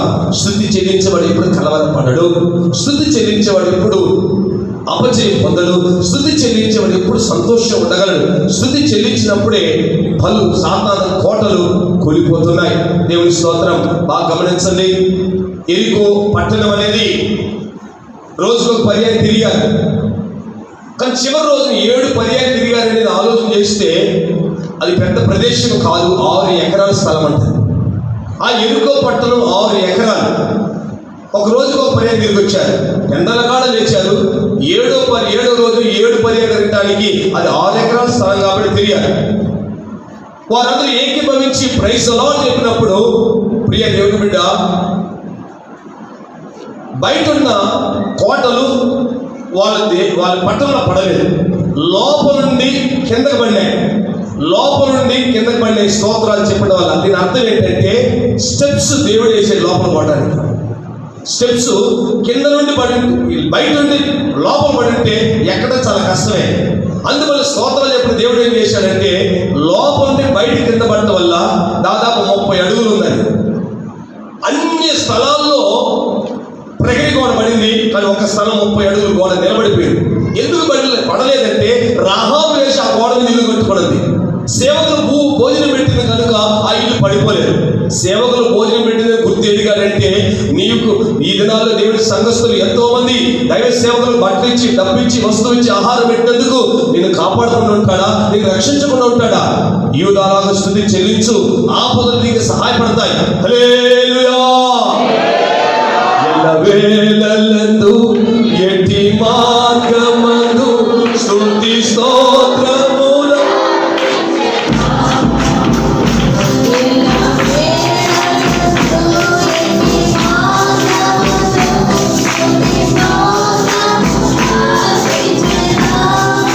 యేసయ్యా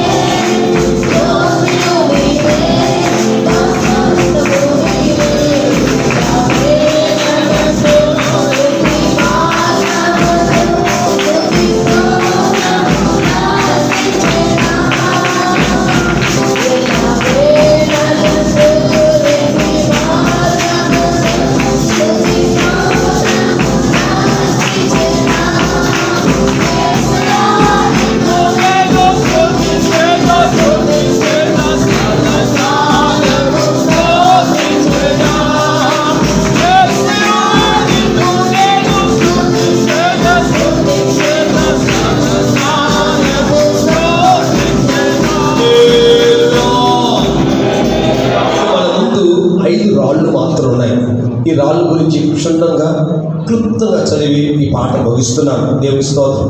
7వ రాయిని గురించి దేవుని యొక్క వాక్యం ఏమిటో మనతో మాట్లాడుతుంది చూడండి. 7వది సువర్ణ రత్నము. సువర్ణ రత్నము. ఈ సువర్ణం అనేది బంగారము. ఈ బంగారం అనేది మన యొక్క విశ్వాస జీవితానికి పోల్చి చెప్పబడినది.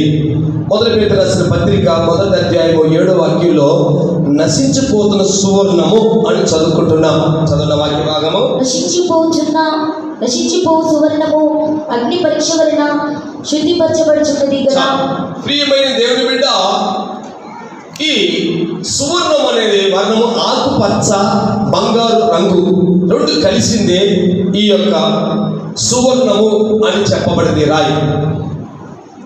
ఈ 12 రాళ్ళలోనే ఒక విశేషమైన స్వభావం కలిగిన రాయే ఈ సువర్ణం.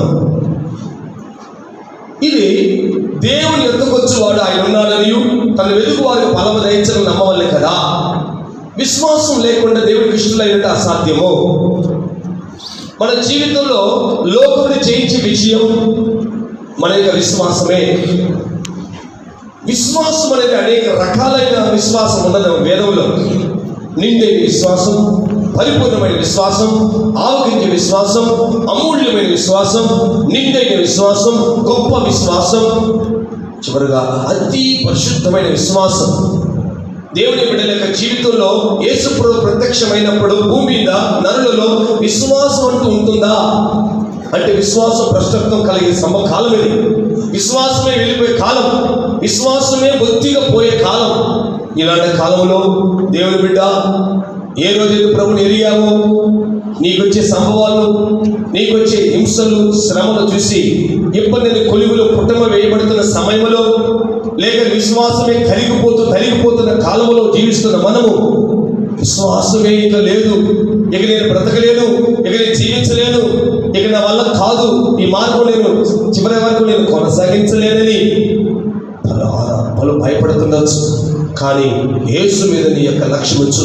అందువల్ల విశ్వాసము కర్తయు దాన్ని కొనసాగించమని యేసు వైపు చూచుచు పందెములో అతి వేగంగా పరిగెత్తకుండా ఓపికతో పరిగెత్తన్నాడు.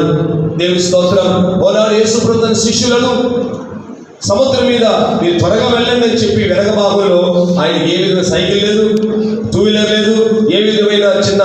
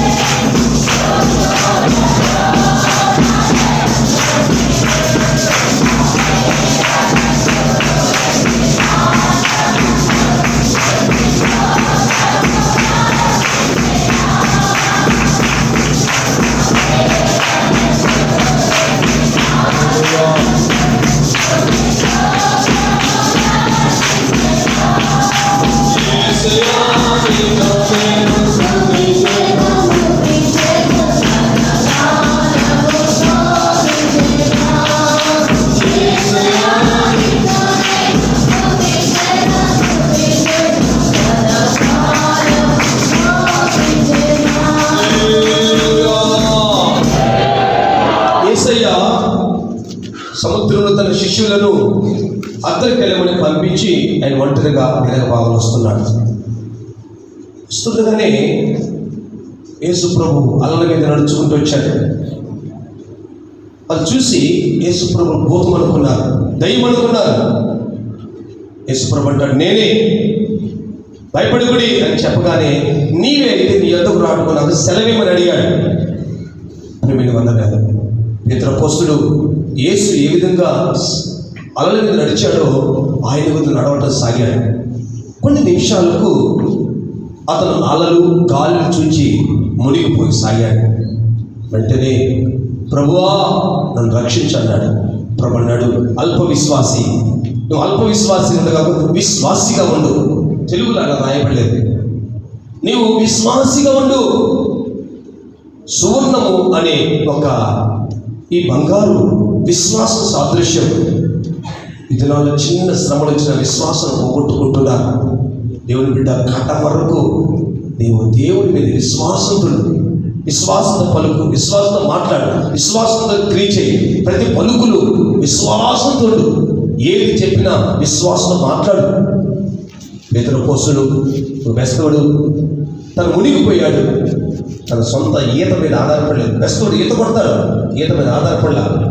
ఆ టైంలో ఎవరినో పిలిచి రోమన్ క్యాథలిక్లకు ప్రార్థన చేయలే, జవేరో రక్షించు, ఓ మరియమ్మా, ఓ మేరీ, చూడండి అలాంటి ప్రార్థన చేయలేదు. ప్రార్థనలకు వెళ్ళా, బైబల్స్కి వెళ్ళిపోయి డైరెక్ట్ యేసు అన్నాడు. ప్రభు వెంటనే రక్షించాడు. ప్రియ దేవుని బిడ్డ, వారి మీద ఇది మీద ఆధారపడవద్దు. ఇక్కడ దేవుని బిడ్డ యొక్క జీవితంలో బంగారు అని ఆ రాయి లేక సువర్ణం అని రాయి విశ్వాసం చూపిస్తున్నది. విశ్వాసంతో అగ్ని బాణం చల్లార్చింది, విశ్వాసంతో సింహం నోళ్ళు కూర్పించింది, విశ్వాసంతో ప్రాకారం దాటిది, విశ్వాసంతో సకల కార్యాలు జరిగించారు. వాళ్ళ విశ్వాస వీరులు. అంతటప్పటికి మనం లేకుండా పూర్వులు కాలేదని ఎప్పుడు గంటకర్త వారి గురించి తెలియజేస్తున్నాడు. దేవుని చిన్నమా, ఏ ప్రారంభంలో యేసు ప్రభుని విశ్వాసంతో నమ్ముకొని విశ్వాసంతో అనేక ఆశీర్వాదాలు దేవుని దగ్గర పొందుకున్నాం. ఈ రోజుల్లో నీ విశ్వాసాన్ని విడిచిపెట్టవద్దు. కడ వరకు నీ విశ్వాసాన్ని భూమిలో పుట్టమై వేయబడుతున్న ఇబ్బంది కొలివిలో ఇబ్బంది పడుతున్నా సరే విశ్వాసం పూర్ణులు ఉండు. నువ్వు నూతన ఎరుషలేములో నువ్వు ఒక రాయిగా నీ స్వభావం మారుతున్నది. దేవుని స్తోత్రం. విశ్వాస పరీక్ష, విశ్వాస పరిశోధన, విశ్వాసం యొక్క మనకు టెస్ట్లో తేలిపోకుండా విశ్వాసాల కడవలు కాపాడుకుందాం. దైవిక స్వస్థతలో మనకు వచ్చే ఆదాయాలు తక్కువైనా సరే విశ్వాసంతోనే మనం దాన్ని పొందుకొని మనం ఆశ్రయింపబడాలి. 8వ ఏం రాయడం చూడండి. 8వది గోమేధికము. 8వది గోమేధికము. ఇది సముద్రపు ఆకుపచ్చ లేక నీలి కలిపిన పచ్చ రంగు అని చూపిస్తున్నది. ఇది సముద్రపు రంగు, నీలి ఆకుపచ్చతో కూడిన ఒక వర్ణము. ఇది ఆత్మీయతగా ఇది ఒక దేవుడి యొక్క జ్ఞానాన్ని చూపిస్తున్నది. దేవుడి యొక్క జ్ఞానం మనకు అవసరం. ఇల్లు కట్టుకోవాలన్నా, జీవితం కట్టుకోవాలన్నా, మన జీవితం చేయాలన్నా జ్ఞానం అవసరం. అందువల్ల శిష్యులు భూలోకంలో పంపినప్పుడు ఏం చెప్తారంటే, పాము వలె వివేకముగాను పావురం వలె నిష్కపట్టులుగా ఉండుడి. ఈ దినాల్లో దేవుని యొక్క బిడ్డలు పాము వలె వివేకముగా, వివేకం జ్ఞానం అది ఒక కోణానికి చెందినదే. అలాగని ఆత్మలో నిష్కపటులుగా పావురులాగా ఉండాలని ప్రభు చెప్తున్నాడు. దేవుని స్తోత్రం. ఈ యొక్క గోమేధిక అనేది ప్రియమైన దేవుని బిడ్డ దేవుడు మనకిచ్చే దైవికమైన జ్ఞానాన్ని చూపిస్తున్నది. దేవుని స్తోత్రం. ఈ దైవిక జ్ఞానం అనేది దేవుని యొక్క బిడ్డల యొక్క జీవితంలో ఒక దీనత్వాన్ని లేక తగ్గింపుకు సాదృశ్యం ఉన్నది. దేవుని స్తోత్రం. జ్ఞానులు యేసు ప్రభువుని ఎత్తుకుంటూ వెళ్ళారు. యేసు ప్రభు ఆయన దీనుడుగా ఉన్నాడు. ఆయన ఎందుకు ఒక దీనుడుగా బయలుదేరాడు. దేవుని స్తోత్రం. ఇక్కడ మన యొక్క జీవితంలో న్యాయ విధాన పథకంలో 28వ అధ్యాయం 20వ వాక్యంలో తాను అని ఆ యొక్క వ్యక్తికి ఆ న్యాయ విధాన పథకంలో దాని పేరు రాయబడింది. దేవుని స్తోత్రం. దాను అన్నప్పుడు దేవుని వాక్యం చూడండి. ఆది కాండము 49వ అధ్యాయం 16వ వాక్యం చదువుకుందాం. ఆది కాండము 49వ అధ్యాయము 16వ వాక్యం చదువుకుందాం. తాను ఇశ్రాయేలు గోత్రికుల వలె తన ప్రజలకు న్యాయం తీర్చెను.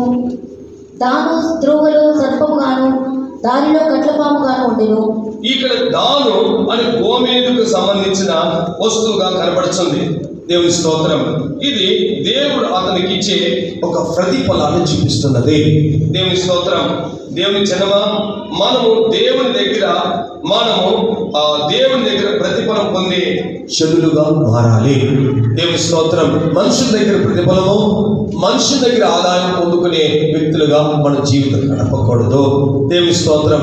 ఇది మన జీవితం చూసినట్లయితే నీతిమంతులైన అబ్రహామును చూస్తే, అబ్రహామును అన్యుల రాజులు నిన్ను హెచ్చిస్తా, నా డబ్బు ద్వారా, నా కానుకల ద్వారా నేను గొప్ప చేస్తానంటే, ఎవరు పోయి నీ ఆశీర్వాదం నాకు వద్దు, దేవుడు నన్ను ఆశ్రయిస్తే అది గొప్ప అవుతుంది, మనుషుని ఆశీర్వాదిస్తే నేను దేవుడు మర్చిపోయి నిన్ను పొగడాల్సి వస్తుంది అనే మాట చెప్పిన వెంటనే 13వ అధ్యాయంలోనే అతను గొప్పగా ఆశ్రయించినట్లుగా బైబిల్ చదువుతున్నాం. అవును, మనం దేవుడి దగ్గర అప్పగించుకున్నప్పుడు దేవుడు దావుని వలె మనకు ప్రతిఫలం ఇచ్చే ఈ యొక్క గోమే దగ్గర మనం చూస్తున్నాం. దేవుని స్తోత్రం. దేవుడిచ్చే ప్రతిఫలం అది శాశ్వతమైనది, నిరంతరమైనది. అది మనకు దేవుడిచ్చే ఘనతను చూపిస్తున్నది. 10వ యొక్క రాయుడి గురించి మనం క్షుణ్ణంగా కొన్ని భాగాలు చదువుకుందాం. 10వ రాయి చూడండి. 10వది సువర్ణముల సూర్యము. ఇక్కడ 9 చూడండి. 9వది పుష్పరాగము. 9వది పుష్పరాగము. ఈ 9వది పుష్పరాగం అంటే దానికి ఆకుపచ్చ, పసుపు రంగులు కలిపిన గాజు వంటి ఒక రాయి దాని స్వభావాన్ని చూపిస్తున్నది. దేవుని స్తోత్రం. ప్రియమైన దేవుని బిడ్డ, ఇది న్యాయ విధాన పథకంలో ఇస్సకారు అనే ఒక నామం చెప్పబడినది. ఇస్సకారు నామం నిర్గమాకాండం 28:17 వాక్యంలో ఈ మాట చెప్పబడింది. చదవండి.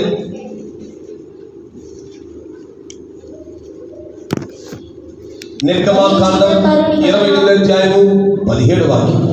మరియు చిత్రకారుని పనిగా న్యాయ విధాన పథకము చేయవలను, ఎఫోదు పని వలె దాన్ని చేయవలను, బంగారుతోనూ నీల ధూమరత్నవర్ణములు గల నూలుతోనూ పేలిన సన్ననారతోనూ దాన్ని చేయవలను. ఈలాగు న్యాయ విధాన పథకం విధి విధానాల గురించి దేవుడి సీనాయి పర్వతం మీద మోషేకు ఇలాగ సెలవిస్తున్నాడు. దేవుడి చదమా, ఈ న్యాయ విధాన పథకంలో ఈ పుష్పరాగము ఎలాగున్నట్లయితే అది ఆకుపచ్చతోను పసుపుతోను కలిపిన గాజు వంటి మెరుగుచున్నది. ఇది దేవుని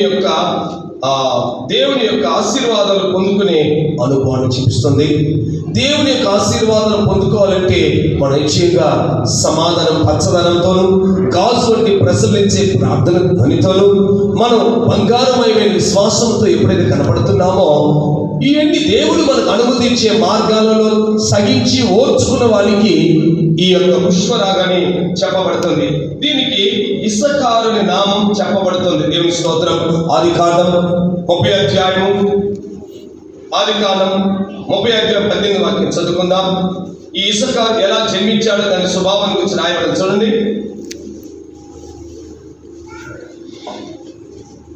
లేయా నేను నా పెనిమిటికి నా దాసి ఇచ్చినందున దేవుడు నాకు ప్రతిఫలము దయచేసిన అనుకుని అతనికి ఇస్సాకారు అని పేరు పెట్టాడు. ఇస్సాకారు తన గుడారంలో సంతోషించేవాడని కూడా మన ద్వితోపదేశకాండం చదువుతున్నాం. మన జీవితంలో, ఈ అరణ్యంలో, విశ్వాస జీవితంలో గుడారం నుండి రక్షణ గురించిన ఉత్సాహ సునాదం వినబడుతూ ఈ యాత్ర కొనసాగించి ఈ భూమిలో మన యొక్క జీవితం పుష్పరాగమని చెప్పుకునే విధముగా విశ్వాస జీవితం ముందుకు సాగుదము. 10వదిగా చెప్పబడిన చూడండి, సువర్ణ శూన్యము అని చదువుకుంటున్నాం. చదువు వాక్య భాగము. 10వది సువర్ణ శూన్యము. ఇక్కడ సువర్ణ శూన్యం అని 10వ భాగాన్ని చూస్తున్నాం.